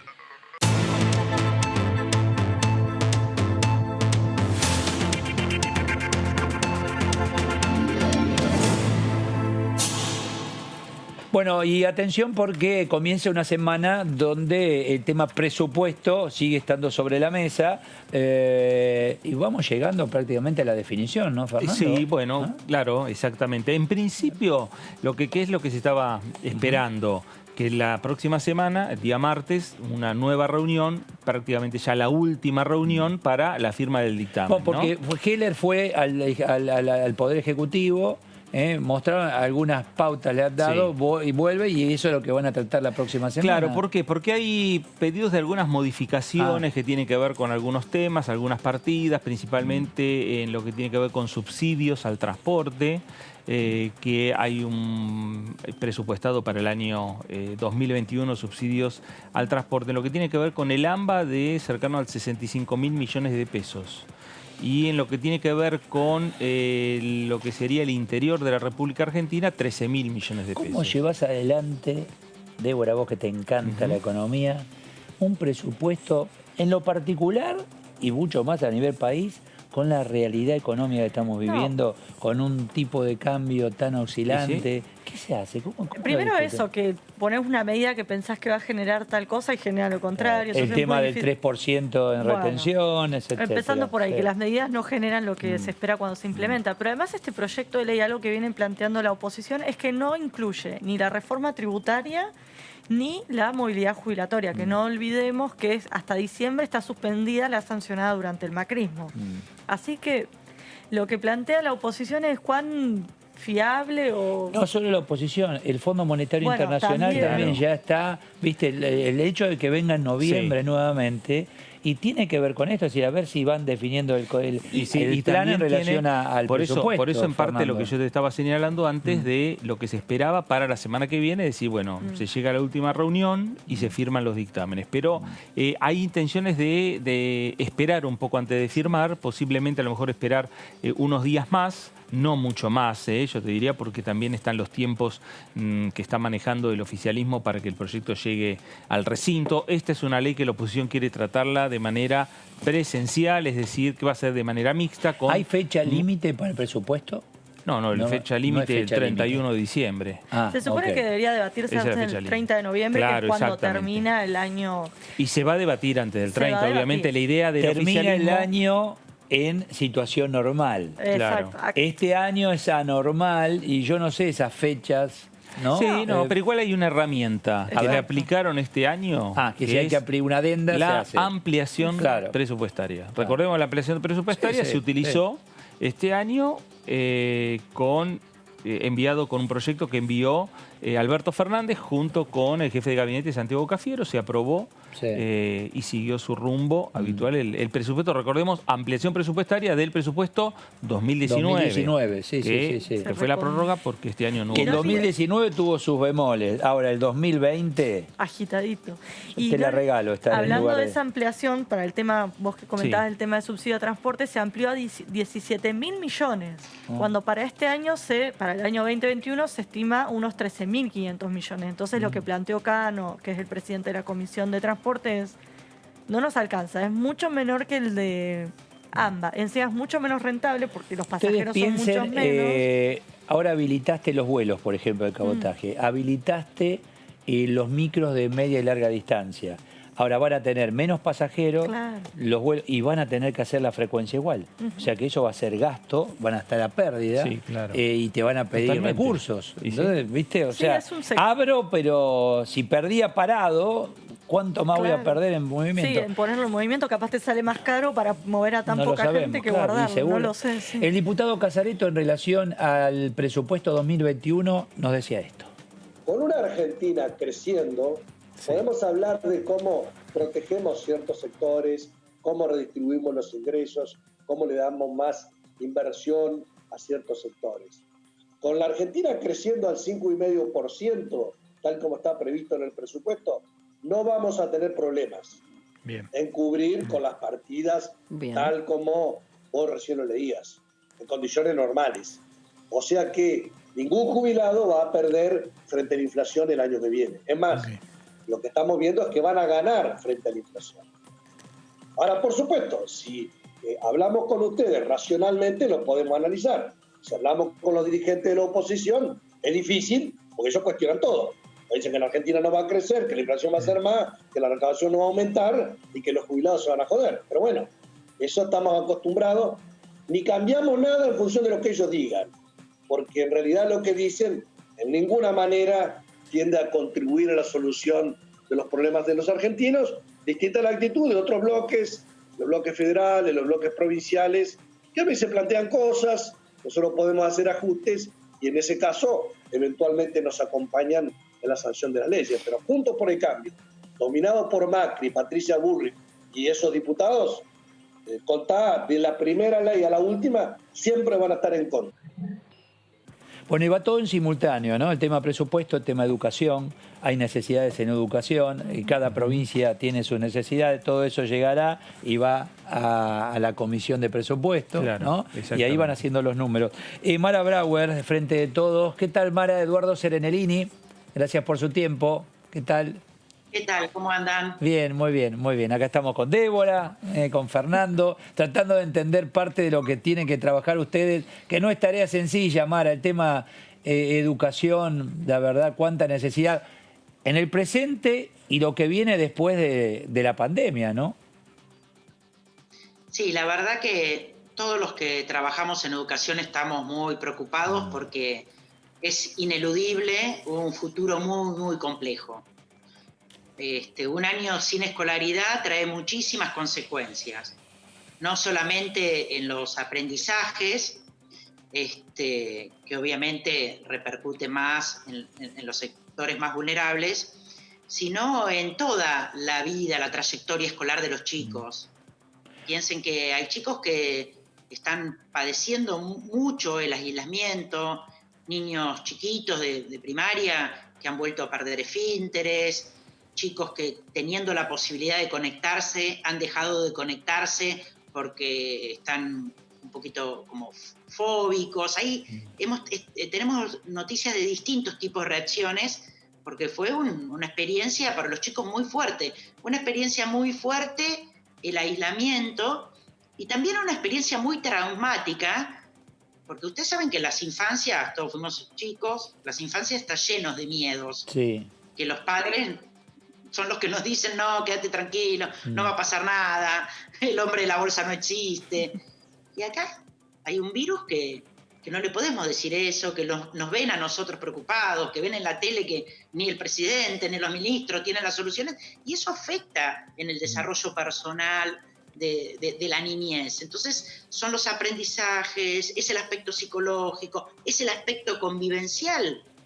Después de tantos meses de no estar con chicos en una escuela, ¿se van a volver a sentar en los bancos? Va a ser tan fácil. Y Mara, ¿se puede tomar, dada las circunstancias, el medio vaso lleno? Recuerdo La vida es bella, estaba en medio y sin embargo ese papá se las ingenió para... Digo, ¿algo podemos rescatar? No, sí, yo empiezo por lo bajón para después subir. No, está bien. Bueno. Pero bueno, es realmente preocupante y no lo digo yo solamente yo, lo dice Naciones Unidas, lo dice UNESCO, Claro. lo dice UNICEF. También pasaron cosas muy buenas. Una cosa importantísima, el vínculo entre la escuela y la familia. Un vínculo que siempre fue difícil de sostener y que a lo largo de la pandemia sirvió para consolidarlo. Los padres entendieron la problemática entendieron más la tarea docente, tuvieron que necesariamente trabajar juntos las familias con la escuela y eso es un capital que nos va a quedar. Después hay otra cosa que los chicos aprendieron en esta pandemia, que es la importancia de la educación. Y que todo el mundo adulto se puso de acuerdo para decir, pase lo que pase, a nuestros chicos los vamos a seguir educando. Y eso los chicos aprenden, yo siempre lo digo, más de lo que hacemos que de lo que decimos. Y nosotros esta vez en la práctica les demostramos que nos interesa su educación y que por eso, bajo cualquier contexto, los seguimos educando. A través de la radio, a través de un Zoom o a través de los cuadernillos en soporte papel que hizo el Ministerio de Educación. Pero los chicos aprendieron la importancia del derecho, del derecho a la educación. ¿Qué tal, diputada? Débora Urrieta la saluda. ¿Cómo le va? ¿Comparte la decisión por parte del Gobierno Nacional de haber cerrado todas las escuelas de todo el país todo el tiempo? Digo, por ahí en ciudades o localidades donde no había contagios, ¿no se podrían haber abierto las escuelas allí? O quizás que no vayan todos los días, sino a ciertas actividades, educación física, lo que fuera, para que no pierdan contacto. Y bueno, con el diario del lunes, uno podría decir que podrían haber abierto, pero no sabemos porque las provincias primero se cerraron, después, como no tenían casos, se abrieron. Y ahora, ¿cómo están las provincias? Llenas de casos. Y llenas de casos y con provincias con las camas arriba del 90%. Que esa es la escena temida, porque que se iba a contagiar mucha gente, eso ya se sabe, porque el virus crece, avanza geométricamente. El tema es que todo el mundo tenga la posibilidad de ser atendido. Y hay provincias que están llegando a ese límite. Entonces, si ciertas provincias que no tenían caso ahora están en el límite, si eso lo hubiéramos acelerado con las miles y miles de personas que se mueven para abrir una escuela, porque son los docentes, los chicos, las madres, los auxiliares de portería, yo te podría decir, no hubiera acelerado este proceso y no hubiera sido peor en esos lugares que no había casos y que ahora hay un montón. Entonces no se puede saber. A la lógica de tu pregunta, yo sí le contesto algo, que el tema de escuelas cerradas, que quizás se dijo al principio, hasta que venga la vacuna, yo nunca estuve de acuerdo. Porque es obligación de los ministerios provinciales hacer un seguimiento de sus alumnos. Entonces vos tenés un montón de chicos que se conectaron, vas viendo lo que va pasando con esos chicos, ¿no? Hay docentes que a través de la virtualidad han detectado por modificaciones de la conducta de los chicos situaciones de violencia, situaciones de abuso. Después tenés chicos que no se conectaron. Bueno, a esos chicos había que ir a buscarlos a la casa para ver por qué no se conectaron. ¿No se conectaron porque no tienen para pagar la internet? ¿No se conectaron porque no tienen computadora? ¿No se conectaron porque están solos y no hay ningún adulto que los ayude? Porque la mamá tuvo que salir a trabajar y no tiene con qué dejarlo y son pibes, como pasa también en épocas normales, que están absolutamente solos. Entonces el Estado tiene que tener un mayor cuidado. No se conectaron porque están viviendo situaciones de violencia y tener para cada uno de ellos una política. Y esto se puede hacer, obviamente, segmentando las regiones, más a través de los municipios. Y si hay chicos que vemos que tienen la necesidad, por cuestiones psicológicas o por cuestiones vinculares, de sacarlos de la casa, ¿sí?, hacerlo con los cuidados de la misma forma que hemos abierto otras actividades. Ahora, la vuelta masiva, no, porque es una de las actividades que más gente mueve, la educación. Claro. Mara, ¿cómo le va? Fernando Fraquelli saluda. Mara, ¿Qué tal, Fernando? muy bien, ¿cómo ve la experiencia en la ciudad de Buenos Aires? Porque hubo toda una fuerte discusión respecto a la vuelta, por lo menos, de algunos chicos, de los grados de los cursos que ya estaban finalizando, tanto del primario como del secundario. Y esta experiencia que tiene pocos días, pero ¿cómo la está viendo acá en la ciudad? Bueno, primero voy un poquito atrás. El gobierno de la ciudad viene pidiendo hace tiempo que se abran las escuelas, al principio hablando de estos 6.000 pibes. Cuando ellos empezaron a decir eso, yo pensé lo mismo. Y cuando nuestro ministro, del cual soy amiga, de Nicolás Trota, dijo que no, yo digo, hey, pero ¿por qué no? ¿Por qué no segmentamos esto que yo decía antes?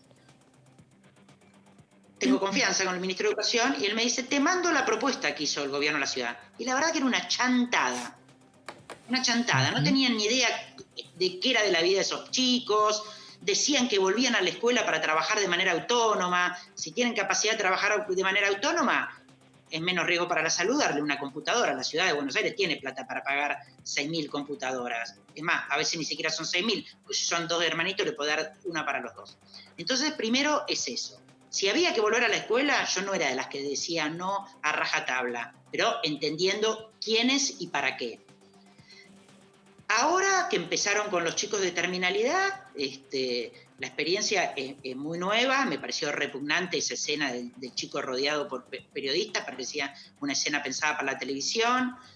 Hay que tener en cuenta el tema de que los patios a las 12 del mediodía y el sol es preferible que haya 10 chicos en un aula bien separados que 10 chicos en un patio con el sol del mediodía. Pero bueno, son todas cosas, no critico por criticar, que hay que ir mejorando sobre la práctica. Todo lo que se haga seriamente para los chicos, para mí es preferible Mara, equivocarse un poquito, hacer de más que por hacer de menos. Pero si lo pensás bien y no es solo para la televisión. Por lo que usted nos va contando, mucho tiene que ver con el contenido pedagógico, otro tanto tiene que ver con lo psicológico, lo que está pasando, ¿no? Con las criaturas. Y sí, con los grandes también, pero con los No, chicos peor, está bien, pero hablo de los alumnos en este caso. Yo entiendo que también, sí, claro, no tengo ninguna duda, docente, padre, debe ser. Pero digo, con esos chicos, ¿quién se va a acercar o quién los va a acompañar? ¿Psicopedagogos, los mismos docentes? Bueno, ahora más que nunca la escuela sola no provee. Nosotros estamos trabajando en el Congreso con una ley de trayectorias escolares y una de las cosas que decimos es que se tienen que reforzar los equipos que acompañan a las escuelas de psicólogos y trabajadores sociales y que tiene que tener un rol protagónico no solamente el Ministerio de Educación, sino el Ministerio de Desarrollo Social y el Ministerio de Salud, porque estas son problemáticas que exceden a la escuela y no podemos como sociedad seguirle tirando todos los problemas del mundo a los docentes. Hoy, más que nunca, los docentes van a tener que tener acompañamiento, porque no solamente va a haber chicos con problemas de conducta, con problemas psicológicos, sino que va a haber un chico que la mamá le enseñó todo en la casa y que se va a aburrir, y otro chico que no aprendió nada y le va a costar, y así todo multiplicado por 100. Entonces, lo principal es fortalecer a los equipos docentes. Si dejamos solos a los docentes, vamos al fracaso. No, cuando usted decía hay que ir a buscarlo, digo, bueno, me imagino al docente golpeando la puerta, sino justamente acompañado con un profesional que entienda más allá de estrictamente el contenido o la relación con la escuela, ¿no? No, claro, ni siquiera tiene que ser el docente del chico, porque el docente del chico le está dando clase a los demás que pudieron conectarse. Hay referentes comunitarios. Está todo el campo que está en todas las jurisdicciones de lo socioeducativo. Entonces, no es tarea del docente. Por eso nosotros siempre insistimos, y a veces la gente no entiende, la comunidad educativa es la que tiene que intervenir. La comunidad educativa son muchos actores. ¿Y qué se hace? Inclusive los padres, por una parte. ¿Y qué se hace con esos chicos que no aprendieron, no tuvieron la posibilidad de que la madre los ayude, los conecte, o el padre, lo que fuere? Está esto de que no se va a evaluar con calificaciones a los chicos. ¿Está la opción de que repitan, que tengan apoyo escolar fuera del horario? para que no queden en desigualdad de oportunidades, digamos? No, claro. A ver, evaluarlos no se puede evaluar porque vos podés evaluar a un chico en función de lo que el chico hizo, no en función de sus condiciones sociales. Entonces, ¿qué le vas a poner? ¿Tenés un 1 porque en tu casa tu mamá no te pudo comprar una computadora? No, estarías valorando clase social y condición familiar, porque puedes tener una madre de clase media que es no sé, tiene problemas y tampoco hizo nada. No es solamente tema de cuestiones de clase, de sector social. Entonces, lo que se hizo es prolongar el ciclo lectivo, ¿sí? Extender lo que se llama la promoción. En vez de promocionar en diciembre, la promoción va a ser en abril. Para eso, obviamente, pero en abril también tienen que estar trabajando sobre contenidos del año 2021. Entonces se están pensando distintas estrategias. Una de ellas es la jornada extendida, ¿sí? Entonces el chico, si la vuelta fuera, si se pudiera volver presencialmente el 100%, ¿no? Bueno, con los chicos, entonces el chico está sus 4 horas en la escuela y después, a través de o trabajo en centros comunitarios o en clubes de barrio, o si se les puede dar computadoras y conectividad, lo que sería la jornada extendida a través de estas otras estrategias. Entonces un chico que tenía 4 horas de clase pasa a tener 6 o 7, ya les digo, o en el club o en su casa con la computadora. Todas esas cosas se están pensando desde el gobierno nacional y desde la jurisdicción. De hecho, eso hoy está ocurriendo. Hoy hay docentes que te dicen, yo estoy corrigiendo porque los nenes están acostumbrados a trabajar tarde. No trabajar, sino estar en relación con la computadora. Y le entregan los trabajos y hay docentes que están corrigiendo y eso requiere también más carga horaria para el docente trabajando desde la casa, ¿no? Mara. Claro. Y después también hay otras estrategias, porque la estrategia no es solamente la clase. Otra de las políticas, aparte de la bestialidad de discontinuar el programa Conectar Igualdad, que es el gran responsable es el macrismo, porque los chicos, si todos los chicos de secundaria al menos los de secundaria hubieran tenido computadoras, todo hubiera sido mejor. Y aparte los chicos de secundaria, muchos tienen hermanos de primaria y se podrían haber compartido esas computadoras. Entonces eso fue un gran error. Y otro gran error que hizo el macrismo, otra gran bestialidad, es por ejemplo dejar de financiar los coros y orquestas juveniles. Les digo a modo de ejemplo, porque un chico que participa de un coro y de una orquesta tiene una enorme capacidad de aprendizaje en pensamiento abstracto, porque la música es pensamiento abstracto y eso facilita los aprendizajes. Entonces vos capaz que no aprendiste nada de, qué sé yo, de historia o de matemática, pero si cuando volvés a clases, aparte de empezar a recuperar los aprendizajes, vos tenés, por ejemplo, el idioma musical, que ya les digo, que desarrolla muchísimo la inteligencia, recuperás más fácil, porque estás trabajando sobre el pensamiento abstracto. Entonces no importan tanto los contenidos, sino las capacidades que tenés para aprender. Mara Brauer, gracias por este tiempo. Gracias, diputada. Bueno, les manda un abrazo y feliz fin de semana. Muchas gracias, muchísimas gracias. Bueno, ahí está. Menos mal que toco el piano, ahora entiendo, porque estoy, ahí está. ¿Vos tocás algún instrumento? No. Ah, ¿viste? ¿Vos? No. Tampoco. ¿Qué pasó? Escucho buena música, pero no escuchar. Bueno, está bien. Bueno, está bien lo que decía. Somos el público. Vos tocás nosotros somos el público. El deporte también interpreto yo que ayuda, ¿no? Sí, por ejemplo, sí, incorporás valores, el trabajo en equipo. Exacto, es mucho más que el contenido. Sí, claro. Y además es que interesante cuando se plantea esto del tema de la educación y se lo ve, no es solamente la relación del alumno y el docente, es la comunidad educativa, bien lo decía la diputada. Y en esa comunidad no solo está el docente, sino también están los auxiliares que trabajan en las escuelas y está la familia, están los padres, los que tienen que también ayudar, ¿no? Ayer, y lo hemos tratado acá en el resumen, se reunió la Comisión de Legislación General, distintos, 9 creo, ¿no? 9 proyectos creo, 9 un poquito más, pero sí creo que era 9. Lo tengo a Pablo Tonelli. ¿Qué tal, Tonelli? Eduardo Serenellini, ¿cómo le va? ¿Qué dice? ¿Qué tal? Muy bien, buenas tardes. ¿Qué tal? Bueno, ¿cuántos fueron los proyectos que trataron, que discutieron ayer? ¿9 eran? ¿9? Los que dictaminamos creo que fueron 8. Y hubo uno que empezamos a discutir, pero que no se dictaminó, que lo vamos a seguir tratando en una próxima reunión de la comisión. ¿Cuál destacaría usted, Pablo, en relación a lo que trataron ayer? Bueno, yo destacaría 2 proyectos de ley que dictaminamos favorablemente. Uno que es una modificación de la ley de convertibilidad, en los artículos que prohíben la indexación o la actualización automática de obligaciones, que dictaminamos una modificación para excluir de la prohibición de indexación o de actualización automática a las obligaciones alimentarias dentro de las relaciones de familia previstas en el Código Civil. Ese fue un proyecto que me parece razonable y valioso.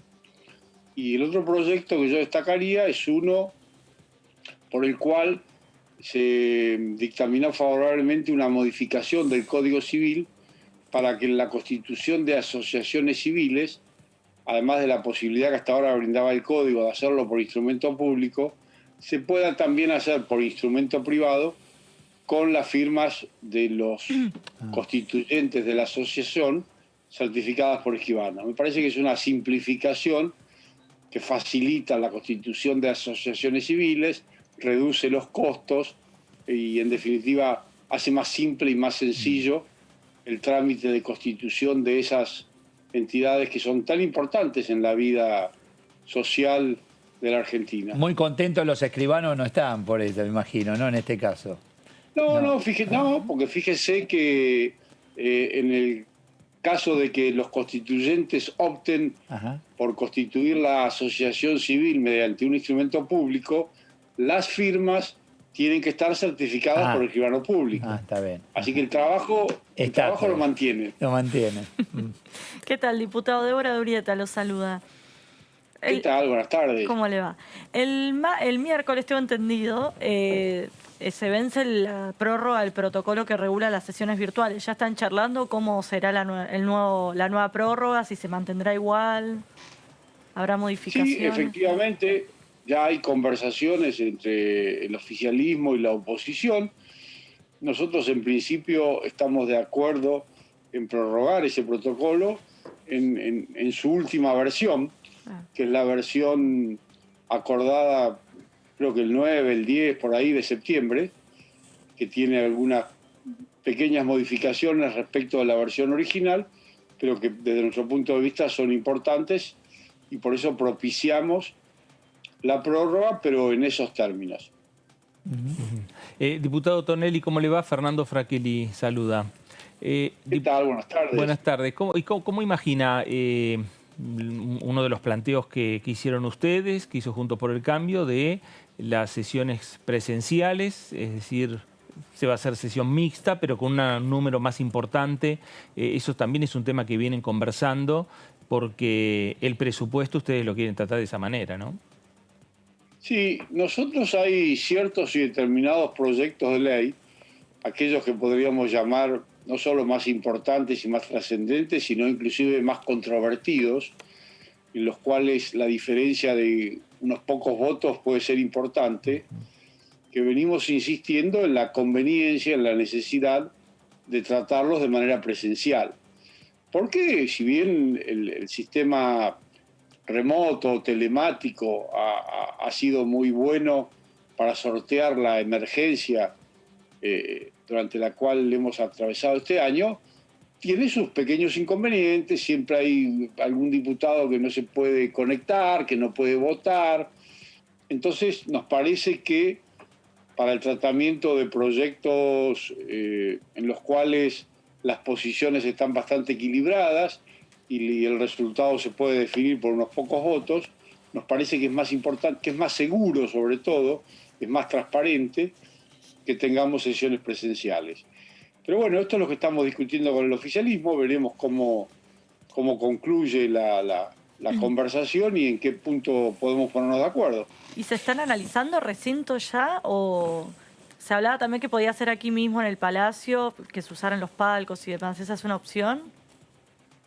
Bueno, es una opción. Nosotros la verdad que lo que nos hubiera gustado es contemplar la posibilidad de que la Cámara también sesione en algún lugar más amplio que el recinto y que permita que estén todos los diputados presentes. En ese sentido le hemos ofrecido o le hemos propuesto al oficialismo distintas alternativas. Hacerlo en el Centro Cultural Kirchner, hacerlo en un estadio cerrado. En fin, la ciudad cuenta con algunos espacios. Por ejemplo, uno que hemos propuesto es este estadio relativamente reciente, que es el Movistar Arena, me parece que así se llama, que es muy moderno, muy amplio y permitiría que estemos allí todos reunidos con una distancia más que prudente y sin ningún riesgo. Pero todo esto forma parte de las conversaciones que estamos teniendo actualmente con el oficialismo. Tonelli, mientras estamos charlando sobre estos temas, lo que trataron ayer en legislación general, etcétera, está la situación económica caliente, minuto a minuto. ¿Cómo lo vive usted? Bueno, con la misma preocupación que todos los argentinos. Sin duda que es una situación difícil. Esta escalada del dólar nos preocupa a todos. La brecha se hace cada vez más grande entre lo que es el dólar oficial y el dólar paralelo o el dólar real. Y lo vemos con mucha preocupación. Nos parece que lo que el gobierno tiene que hacer es dar señales muy concretas, muy firmes de cuál es el rumbo, de cuál es el plan, la estrategia, de manera de generar alguna tranquilidad y alguna calma que evite estos sobresaltos. Pero bueno, eso no parece fácil. El presidente ha declarado que él no cree en los planes y a nosotros nos parece que justamente lo que necesita el país en este momento es un plan, si fuera posible un plan acordado, para lo cual nosotros hemos ofrecido, por supuesto, nuestra participación y nuestra colaboración, pues sería el mejor modo de despejar la incertidumbre, de despejar las dudas, que es evidente que están presentes en los mercados, para decirlo de alguna manera. Pero bueno, no parece que está en el mientras tanto está todo el trabajo en relación al presupuesto. La semana próxima aparentemente se va a dar un paso importante, a ver qué se dice desde el Ejecutivo y Heller qué plantea. El Fondo Monetario regresa en noviembre y también tiene que ver con esto que estamos charlando. Claro, es transversal a los distintos temas también esto, ¿no? Pues es la economía. Sí, además, fíjense que nosotros posiblemente la semana próxima tratemos el presupuesto en una sesión que en principio estaría prevista para el miércoles. Y lo cierto es que el presupuesto ya está desactualizado, de acuerdo con lo que está ocurriendo hoy en día con la cotización del dólar, con las tasas de interés, con los índices de inflación. De modo que juzgamos de primera necesidad, antes que tratar el presupuesto, encontrar el modo de transmitir certidumbre, de transmitir certeza respecto de cuál es el rumbo económico que va a seguir el gobierno, que va a seguir el país, de manera que eso tranquilice la situación, establezca cierta calma y nos permita tratar el presupuesto con los lógicos ajustes que la situación demanda. ¿Y en general apoyarían el proyecto? ¿Harían correcciones o se mostrarían en contra en artículos puntuales? ¿Cómo crees que encararán el debate? Bueno, nosotros tenemos algunas diferencias bastante importantes respecto del presupuesto. Nos parece que es un presupuesto exageradamente optimista respecto de algunos parámetros que allí se prevén, como los referidos a la inflación, como los referidos a la cotización del dólar, como los referidos al gasto del Estado y al déficit. Los estamos discutiendo. Según cuál sea el resultado de las discusiones, va a terminar siendo nuestra posición frente al presupuesto. Si nos ponemos de acuerdo, por supuesto acompañaremos, y si no nos ponemos de acuerdo, haremos las observaciones que el presupuesto nos merezca. Pablo, es decir, a ver, como para pasar en limpio, ¿ustedes piensan el martes se firma el dictamen y el miércoles puede haber sesión, o en la próxima semana es para ponerse de acuerdo con el dictamen y después buscar la fecha para sesionar y el lugar, si finalmente va a ser el propio recinto de la Cámara Baja? Bueno, eso depende más del oficialismo que de nosotros. Nosotros lo que vamos a insistir en las reuniones de la comisión que están previstas para los primeros días de la semana es en las modificaciones que nos parecen imprescindibles para que el presupuesto se corresponda con la realidad de la situación económica. En la medida en que encontremos eco en el oficialismo para hacer las modificaciones que, según nuestro punto de vista, adecuen el presupuesto a la realidad que hoy vive la Argentina y a la realidad que nosotros imaginamos para el próximo año, bueno, en ese caso acompañaremos. Si no encontramos eco, si no encontramos receptividad de parte del oficialismo para hacer esas modificaciones, bueno, a lo mejor nos vemos obligados a votar en contra. Esto va a depender de la existencia o no de un acuerdo. Usted dice que este crecimiento de la economía de un 5,5% que prevé el gobierno para el próximo año, o por lo menos el proyecto de presupuesto, ya quedó atrasado. Es lo más probable, sobre todo si uno refiere ese crecimiento probable para el año que viene o proyectado en el presupuesto, si uno lo compara con lo que ya hoy en día está ocurriendo con la inflación, con el índice de aumento de los precios, con la cotización del dólar. Nos parece que hay allí algo de voluntarismo de parte del gobierno y que necesitaríamos un presupuesto más adecuado a la realidad que ya estamos viviendo, sin necesidad de esperar al año próximo. Bueno, de hecho se presentó el ministro Guzmán, se presentó Culfas, ¿quedaron descolocados en relación a lo que está ocurriendo? En cuanto a la presentación, digo, ante ustedes. Sí, a nosotros no nos dejó del todo satisfechos la presentación del equipo económico.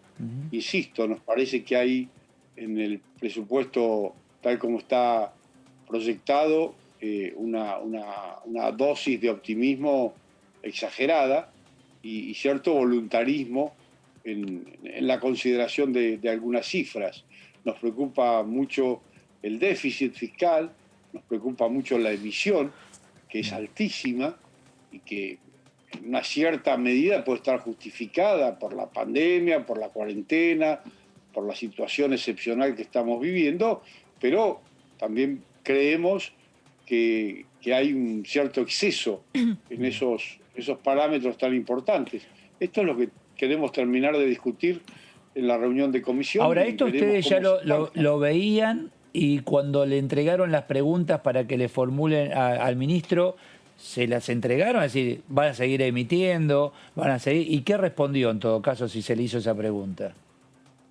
Bueno, las respuestas, reitero, a nosotros no nos dejaron del todo tranquilos. El ministro respondió, sí, pero no nos dejaron del todo tranquilos, no nos parecieron lo suficientemente solventes o fundadas como para quedarnos tranquilos. La prueba de esa falta de solvencia no es, en todo caso, lo que pensemos nosotros, sino lo que está ocurriendo.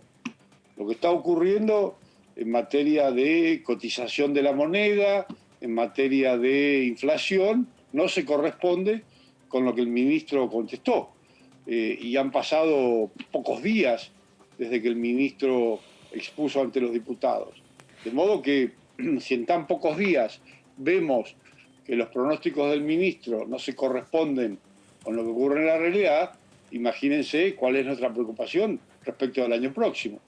Y respecto de las inversiones, también el presupuesto para algunos es muy optimista porque prevé un importante volumen de inversiones.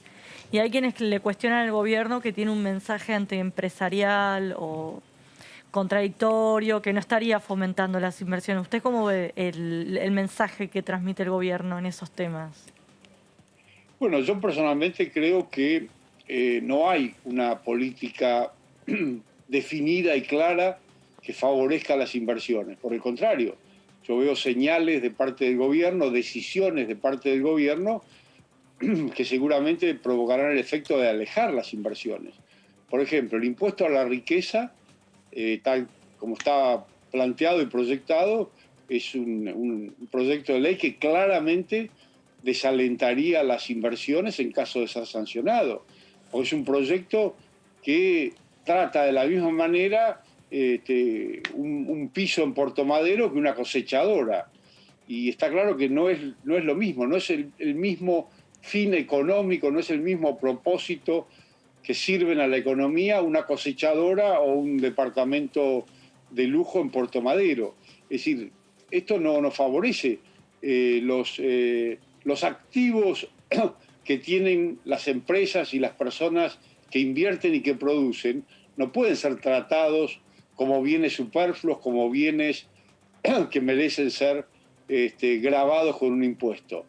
Podemos hablar, sí, de algunos bienes. A mí me parece bien que quien tiene un automóvil que cuesta $500.000, que los hay, pague un impuesto por eso, pero no quien tiene una cosechadora, o quien tiene una sembradora, o quien tiene una planta que fabrica cemento, en fin. Son bienes que están destinados a la producción, que deberían tener un tratamiento impositivo totalmente diferente. Y además, hay que tener en cuenta que desde hace ya muchísimos años los impuestos no tienen exclusivamente un fin recaudatorio. Esto inclusive no lo digo yo, lo ha dicho la Corte Suprema en muchos casos. Los impuestos tienen una finalidad que es tanto o más importante que la finalidad recaudatoria, que es la finalidad de orientar la actividad económica, orientar las inversiones, promover ciertas actividades económicas en desmedro de otras. Y en ese sentido, un proyecto de ley como el proyecto de ley de la riqueza es un proyecto de ley claramente orientado a desalentar las inversiones, no solo que no está destinado a promover inversiones, sino que todo lo contrario, está destinado a retraer y desalentar inversiones. Entonces allí es donde tenemos disidencias muy grandes con los ahí está entonces incluso el punto de partida en relación a la necesidad de una reforma tributaria, entre otras reformas. Sin duda, ¿no? nosotros estaríamos encantados de la vida de discutir una reforma tributaria. Por ejemplo, por dar otro ejemplo más, la baja de las retenciones que dispuso el gobierno hace muy poco tiempo es una baja que no tiene ninguna significación, es más una tomada de pelo que una verdadera rebaja. Si el gobierno hubiera rebajado las retenciones a cero o algo parecido a cero, o en todo caso hubiera dejado una mínima retención, pongámosle del 10% a la exportación de soja, pero no tenga la menor duda de que nuestra producción agropecuaria estaría volando en este momento y las liquidaciones de hoy no divisas sé, estarían produciendo. Hoy con el tipo de cambio Pero no una sé. Una rebaja del 3% es una tomada de pelo a los productores. Diputado, ¿y tienen ustedes algún borrador, algún conocimiento de la reforma tributaria que está trabajando el gobierno? No, yo personalmente no conozco ningún borrador. No sé si hay alguno de mis colegas que integra la Comisión de Presupuesto, que yo no integro, que lo conozcan, pero yo personalmente no conozco ningún borrador. ¿Y alguna pista de la nueva fórmula jubilatoria? ¿De cuándo se presentará? Bueno, aparentemente la fórmula jubilatoria tendría un alto componente vinculado a la recaudación y no a la inflación, lo cual me parece, en principio, sin conocer la fórmula y opinando un poco precariamente, que sería una fórmula que no compensaría cada vez que se aplique a los jubilados el deterioro que permanentemente sufren las prestaciones jubilatorias como efecto de la inflación. Me parece que es más segura, es más equitativa, es más justa una fórmula de movilidad que contemple como factor esencial y primordial a la inflación. Gracias por este tiempo, Tonelli. Gracias, diputado. A ustedes, que sigan muy bien. Gracias, muchísimas gracias. Bueno, tocamos varios temas con el diputado. Claro. Es que el tema presupuesto es clave, siempre es clave, Sí. pero en estas circunstancias es mucho más. Es muy Ahí cuando difícil. hablaba del tema relacionado al 3%, es cierto, un Sí, poco lo sí, hablábamos sí. nosotros, pero yo no sé si liquidarían con la situación del tipo Y de porque cambio. Yo sabés que- espero. claro, bueno, es que está la especulación ahí. ojo, Bueno, pero si está el- mal que esté... No, No. son tus cosas. Pero tiene si la sentido. decisión de rebajar el 3% hubiese Sí. sido de otra manera, a lo mejor los números que estaba planteando el diputado, Sí, sí, pienso, sí. a lo mejor el dólar no llegaba al número que está hoy. Sí, pero no lo sé. la única variable ¿Eh? no es esa para que el tipo de cambio... Algo ¿Sabés hay dónde en está el medio, problema? en Es en el Banco Central. Vos no tenés respaldo, ahí está el tema. El tema hay Claro. tantos pesos tiran a la calle, hay que emiten, hay pesos, entonces te quedaste... Y por otro lado, no tenés ingreso de dólares. No, eso. ¿viste? Y lo Ahí que está la- decíamos de la falta de confianza, que se toma una decisión y hay gente que prefiere sacar el dinero del banco. O sea, esas medidas cuando a veces se anuncian generan el sentido contrario. Sí, y que el presidente haya dicho... No voy a... El propio presidente no cree en el cepo al dólar. Sí. Él mismo dijo que era una piedra en una puerta giratoria y es el mismo presidente el que 2 días después o pocos días después toma una medida en ese sentido. Entonces, sí, ¿cómo sí. vas a vender los granos si el mes que viene capaz el dólar está Sí. mucho más alto? ¿Vos lo ves así, Fernando? No, yo lo que veo que me parece que tiene que haber primero digamos, los lineamientos o las manifestaciones políticas que vienen del oficialismo y de la oposición, me parece que tienen que bajar los decibeles. No, me parece que esta escalada que se dio también en estos últimos días, que tiene que ver con declaraciones del expresidente, respuesta del propio presidente, me parece que esas declaraciones no ayudan Y a ahí la están, economía, ¿no? están aquellos que dicen lo exponen demasiado el presidente cuando tienen que hablar sus ministros. Entonces, lo exponen, dejá que los números, lo que tengan que ver con energía, que hable energía. Que tienen que hablar con... ¿no? Es que el coronavirus, toda la emergencia sanitaria, Se lo ¿a quién puso al vemos hombro, más? ¿A claro. Ginés o al presidente? Sí, al sí, presidente. sí, Él fue el sí. principal vocero, el principal... Bueno, presten atención porque esta próxima semana finalmente va a avanzar el proyecto de ley de aborto, ¿no? Finalmente entra la próxima semana. Así es, la asesora del presidente Dora Barrancos dijo Ajá. que había posibilidades de que se presente la semana que viene. Recordemos que es una de las iniciativas que el propio presidente anunció en campaña y que cuando vino aquí al Congreso el 1 de marzo ya había anticipado que lo iba a enviar. Y cuando estaba que se envía mañana, se envía esta semana, fue lo de la cuarentena, entonces bueno, fue uno de los temas que quedó relegado. Bueno, quien nos cuenta sobre el tema es Mariana Carabajal y esto nos dice. Mirá.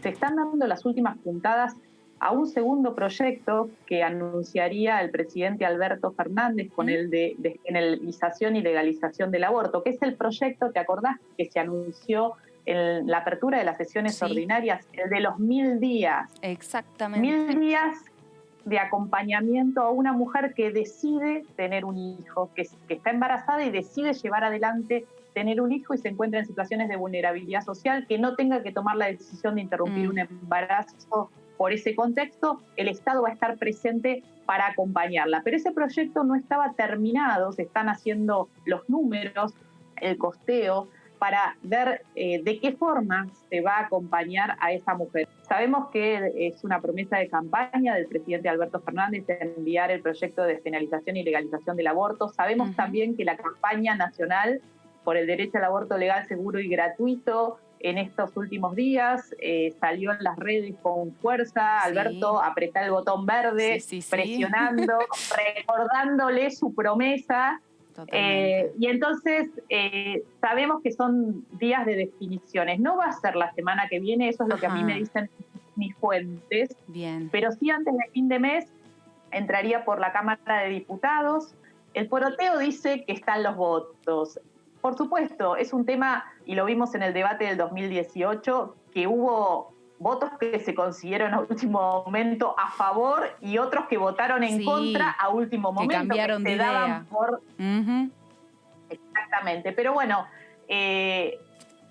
yo tengo una mirada optimista. Creo que el hecho de que el gobierno sea el presidente el que impulse este proyecto, no es el proyecto el de la campaña, que también tiene estado parlamentario, sino una iniciativa del gobierno y la vicepresidenta y titular del Senado lidera el debate en esa Cámara, yo creo que va a ser mucho más fácil de conseguir las adhesiones. Carvajal es el nombre, ¿no? Así bueno, es. Perdón que dije Carabajal, pero me escriben Carabajal, me escriben todos los nombres mal. ¿Qué querés que haga? Perdón. Bueno, ¿y entonces? Bueno, así es. Están las distintas versiones de que se podría presentar la semana que viene. No olvidemos que es un tema que aquí en diputados, como bien decía Mariana Carvajal, tendría los votos suficientes. El problema, una vez más, o la incógnita, es el Senado, donde cuando se trató la vez anterior fue donde no prosperó y nos quedamos con la media sanción de aquí de la Cámara de Diputados. Claro. A ver, lo que todavía no se sabe si ingresa la semana que viene. Lo que sí se sabe que la semana que viene habría una reunión el próximo día jueves que va a convocar Cristina Fernández de Kirchner como presidenta del Senado y Sergio Massa como presidente de la Cámara de Diputados. Van a recibir a las diferentes organizaciones que han impulsado la ley de interrupción voluntaria del embarazo, lo que las organizaciones que impulsaron la ley de aborto en la República Argentina. Y yo creo que ahí van a estar las pistas concretas respecto a cuándo va a ser el momento que ingrese el proyecto que ya desde hace tiempo, desde Casa de Gobierno, dicen que el proyecto está en la oficina de Vilma Ibarra, la secretaria legal y técnica de la Presidencia, que el proyecto ya está redactado y me parece que lo único que falta es que Vilma Ibarra se lo lleve al presidente para que ponga la firma. Saludo a Mabel Caparrós, frente de todo Tierra del Fuego. ¿Qué tal, Mabel? Eduardo Serenellini, ¿cómo le va? ¿Qué dice? ¿Qué tal? ¿Cómo están? ¿Cómo anda? Buenas tardes a toda la audiencia. Gracias, muy bien, igualmente. muy bien. ¿Cómo anda Tierra del Fuego? Cuidándonos con muchos casos, el hospital al límite, el sistema de salud, ¿no? Así que nada, cuidándonos mucho y esperando a ver si esta curva que también empezó a crecer en Ushuaia empieza a aplanarse un poco, ¿no? En estos días. Pero bueno, tratando de mantener la vida lo más normal posible. Lo que pasa es que es imposible, digamos, a veces sostener la no transmisión de este virus, ¿no? Claro, muy rápida. Es de muy rápida transmisión. ¿Allí también tuvieron que retroceder en etapa o no? ¿Pasaron a fase 1, fase 2, 3? ¿Dónde están? Ya ni sabemos en qué fase estamos. Lo que sí se están manteniendo abierto todo el comercio, salvo, digamos, el ingreso de personas del continente a la isla. Están llegando los vuelos con muchos requisitos. Es lo único que se mantiene así como muy controlado. Y el aislamiento de las 3 ciudades, sí. Eso se mantiene, cada ciudad, digamos, se ha transformado en una burbuja y, bueno, contiene sus propios casos y tratamos de que no vayan y vengan los ciudadanos transmitiendo más el virus.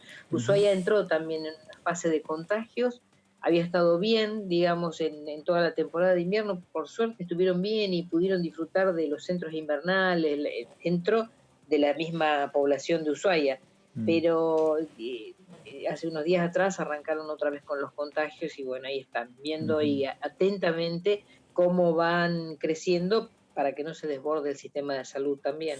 ¿Qué tal, diputada? Aprovecho que hablamos de la situación de la provincia. ¿Qué expectativas hay para estas vacaciones? Es una provincia muy turística.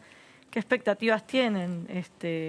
Y se están trabajando los protocolos, se espera, pero bueno, la realidad es que los mismos proveedores y productores de turismo saben que no va a ser una temporada como otros años, que va a ser difícil y que, bueno, se están arbitrando desde el Estado todos los mecanismos posibles para acompañar al sector, sostenerlo. Nosotros no tenemos temporada baja prácticamente, siempre temporada alta, ¿no? Y este invierno ya fue duro porque no alcanza, digamos, la población local va a los cerros, consume, digamos, todo ese turismo invernal, pero bueno, no es lo mismo que el turismo extranjero o el ingreso de divisas de otra manera. No se espera algo bueno para la temporada, independientemente de que se está trabajando en protocolos que van a ser acordados, porque se hablaba en un momento de protocolos regionales, ¿no? Con otras provincias cercanas, pero bueno, la realidad es que estamos todas las provincias en iguales circunstancias y lo otro es que, digamos, no hay nada que se pueda predecir o prever para ni siquiera para la semana que viene. Es decir, de una semana a la otra, ¿no? Uno puede hacer un plan, una planificación y a la semana siguiente se trastocó porque porque hubo un crecimiento nuevamente de este virus, ¿no? De la cantidad de infectados. La verdad que es muy complejo, es absolutamente complejo. Y además estamos viendo, bueno, Europa, que ya terminó su temporada de verano, están otra vez aislando ciudades por el tema de los contagios. O sea, es un virus muy, muy agresivo. Pocas veces hemos visto esto, ¿no? Claro, Y diputada. además con dificultades para encontrar una vacuna. Sí, diputada, Sí. ¿cómo le va? Fernando Fraquili saluda. Digo, con este panorama, ¿Qué tal, Fernando? más allá que los vuelos comenzaron a restablecerse, algunos vuelos entre Buenos Aires y Ushuaia, más allá de lo que ha sucedido con alguna falla en el protocolo respecto a una persona que ha viajado a Ushuaia sin, digamos, con COVID, ¿no? Con COVID-19 y sin el certificado correspondiente de que se había hecho un hisopado o algún estudio correspondiente. ¿Usted ve la posibilidad de que los diputados, los legisladores de la provincia vengan a Buenos Aires para las sesiones presenciales? Yo creo que se va a poder ir, de alguna manera habrá que medir la cantidad, quiénes pueden ir y aquellos que no sean personas de riesgo, indudablemente, ¿no? Es decir, la limitación física, la limitación por la edad, todo lo que nos incorpora en los grupos de riesgo no puede ser un limitante para poder sesionar, aún que se haga garantizándole la cuestión sanitaria, que tiene que ser a través de este medio, ¿no? Entonces, yo creo que es un tema que se va a hablar. Por ahora se van a mantener las sesiones de esta manera, y en algún momento se verá cómo se ajusta un protocolo, porque uno escucha a veces, no, hay que ir a sesionar a otro lado, a un estadio. ¿Alguien se puso a pensar lo que significa el traslado de toda la tecnología de la Cámara de Diputados a un lugar que garantice que lo que se sanciona, que lo que se vota, que lo que es lo que debe hacerse, porque reúne todas las condiciones de seguridad para eso? Es decir, no es fácil, no es tan sencillo, me llevo toda la tecnología, todas las conexiones, todo lo que tenemos lo trasladamos. No es tan fácil, no es tan sencillo.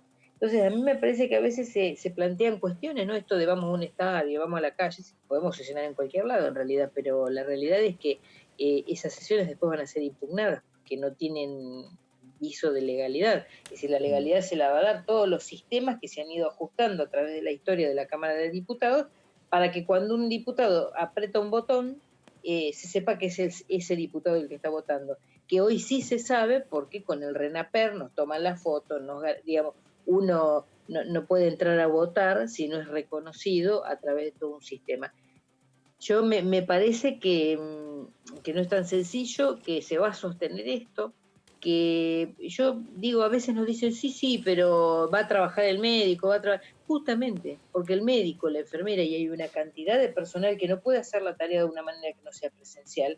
Lo que tenemos que hacer, los que podemos trabajar por esta vía, administrativos, los legisladores en este caso, las comisiones, la gente que genera tarea administrativa en el Estado Nacional o en los estados provinciales o municipales, descomprimir el amontonamiento en la medida en que podemos y hacer el mismo trabajo desde otro lugar. Pero bueno, todo es elemento de chicana, todo es elemento para fastidiar. Y la verdad que en este tiempo tan duro, cuando uno escucha, por un lado que se está con este fastidio y la chicana, y uno mira el Twitter y yo digo, ¿cómo tienen tanto tiempo para tuitear cosas pavadas, no? Y por otro lado ve que el aviso es que falleció una persona conocida. Nosotros en los pueblos chicos nos está pasando esto. La gente que se está muriendo en mi ciudad, en Río Grande, yo vivo en la ciudad de Río Grande, gente que conocemos de toda la vida, ¿sí? Que se han contagiado de la manera más pava, que se han contagiado de las maneras más insólitas, y están falleciendo. Entonces, esto, claro, seguramente no sé, muchos son diputados de la capital federal, donde viven millones de habitantes y donde ni se conocen con los que viven en el edificio. No lo digo mal, pero digo por la diferencia de vínculos humanos que hay entre las grandes ciudades y las pequeñas, y probablemente ni se dé cuenta si se le murió el vecino de cuarto. Ante esta situación grave donde ustedes se conocen, ¿la comunidad va cambiando y se va comportando en relación a eso que ocurre a su alrededor? Un fallecido conocido, otro que está muy enfermo. ¿Reacciona la sociedad? Sí. Reaccionan con una enorme tristeza muchos, pero hay como una negación, hay algo que tiene que ver más creo con lo psíquico Claro. y con la salud, A mí no me va a pasar, salud. a mí no me va a pasar. Y, Claro. y hay como un manejo casi mágico de lo que es la vida y la muerte y Claro. negar, ¿no? Que nos puede pasar a cualquiera. Sí. Pero abrimos el Facebook y nos encontramos todos los días, 1, 2, 3 fallecidos, desde hace ya como 2 meses y medio, 3 meses. Así que venimos, digamos, como muy golpeados. Y esto no se ve en las grandes urbes. Uno lo mira, lo miramos por televisión, nos cuentan familiares que viven en Capital Federal y nos dicen, no, nosotros acá salimos. Claro, no se conocen prácticamente. Entonces, los vínculos y las relaciones, y cuando yo veo a los diputados, de algunos diputados que boicotean esta forma de trabajo, y dicen, no, tienen que estar, porque están... Nosotros trabajamos, yo trabajo todo el día, de la mejor manera que puedo, estoy en todas las reuniones, en todas las comisiones, asumimos en diciembre, y la verdad que no me resulta simpático no conocer a muchos diputados personalmente, los conozco por esta vía, y probablemente el día que los encuentre personalmente no sepa si es Rodríguez o es Pérez, o porque le voy a ver la cara y voy a decir, lo ubico, de verlo por acá. No es bueno, sabemos que no es bueno, pero sabemos que es lo posible, no inventamos el virus nosotros. Este virus nos vino, este virus llegó y está para quedarse, y en la medida en que baje y lentamente podamos acercarnos a los centros urbanos, lo iremos haciendo. Lo que sí también tiene que pensar Capital Federal, que en la medida en que de las provincias empecemos a volver, con nosotros va a volver el virus también para ustedes, ¿no? Porque esto es así, la circulación hace que O sea, virus... usted está más cerca de decir, aprendamos a convivir en relación a este virus. Sí, yo a esta altura coincido, pero sí también digo, no se puede obligar a aquellos que son personas de riesgo a dejar de ser diputados por no poder estar presencialmente, sino a facilitarle las herramientas para que pueda hacerlo desde el lugar donde le toque estar, donde pueda estar y donde esté protegido, ¿no? De todas formas, el protocolo contemplaba eso, era cuando más de 10 o más diputados piden una sesión presencial, aquellos que argumenten soy población de riesgo o por X motivo no quiero viajar, se pueden conectar como vienen haciendo hasta hoy, es una opción mixta. Sí, por eso, hasta ahora ha sido mixto, de hecho ha sido mixto. No, digo... Fueron los... El protocolo, el último que se firmó, que vence este miércoles, contempla que si 10 diputados piden que la sesión sea presencial, sería en un lugar más amplio, como usted planteaba, en el CCK, en un estadio. Bueno, yo digo, ¿cómo armás un estadio? No es lo mismo que yo diga, el banco que tengo cerca de mi casa es pequeño, yo no puedo ir al banco. Entonces, que me armen un banco en un lugar amplio para que yo pueda estar, ¿no? Hay que llevar toda la parafernalia tecnológica que contiene esto, porque los trabajadores tienen que tener garantías de que su trabajo sea certero, es decir, no es tan sencillo tampoco, por lo menos es lo que me imagino, digo, en el sentido común. En principio. Y es así se vive. Mabel, gracias, muy amable por este tiempo. Muchas gracias a ustedes y bueno, quiero abrazar a todos mis compañeros y compañeras y compañeros, porque mañana es un día especial para el peronismo, ¿no? Es el Día de la Lealtad. Para el peronismo y el no peronismo, para todos aquellos que de alguna manera abrazaron una causa donde lo principal es la persona, es el ser humano y el tratar de trabajar para que esté mejor. Así que un abrazo a todos los compañeros y compañeras, los trabajadores, los compañeros y compañeras diputados en este 17 de octubre. Gracias, muy amable, muchas gracias. Muchísimas gracias por el tiempo, muchas gracias. Bueno, es así. Un buen programa, buen resumen mucha de todo información. Lo que ha ocurrido. Sí, claro. No hubo sesión, pero mucha información igual. Sí, y la semana ahora que se avecina, ahora sí, ¿no? Vamos a tener actividad.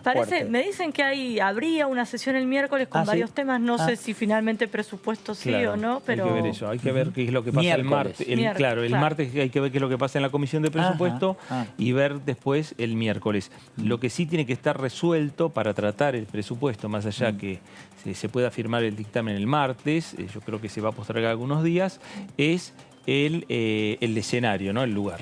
¿no? Claro, porque la intención de Juntos por el Cambio y el compromiso es que sea presencial. Gracias, Fernando. Hasta luego.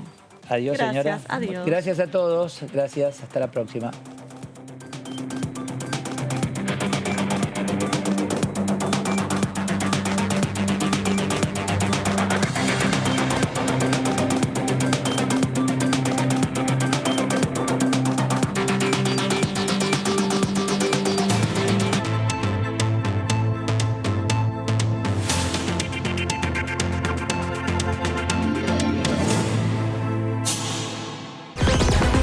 la información parlamentaria La encontrás acá, en DTV. el periodismo En el Congreso.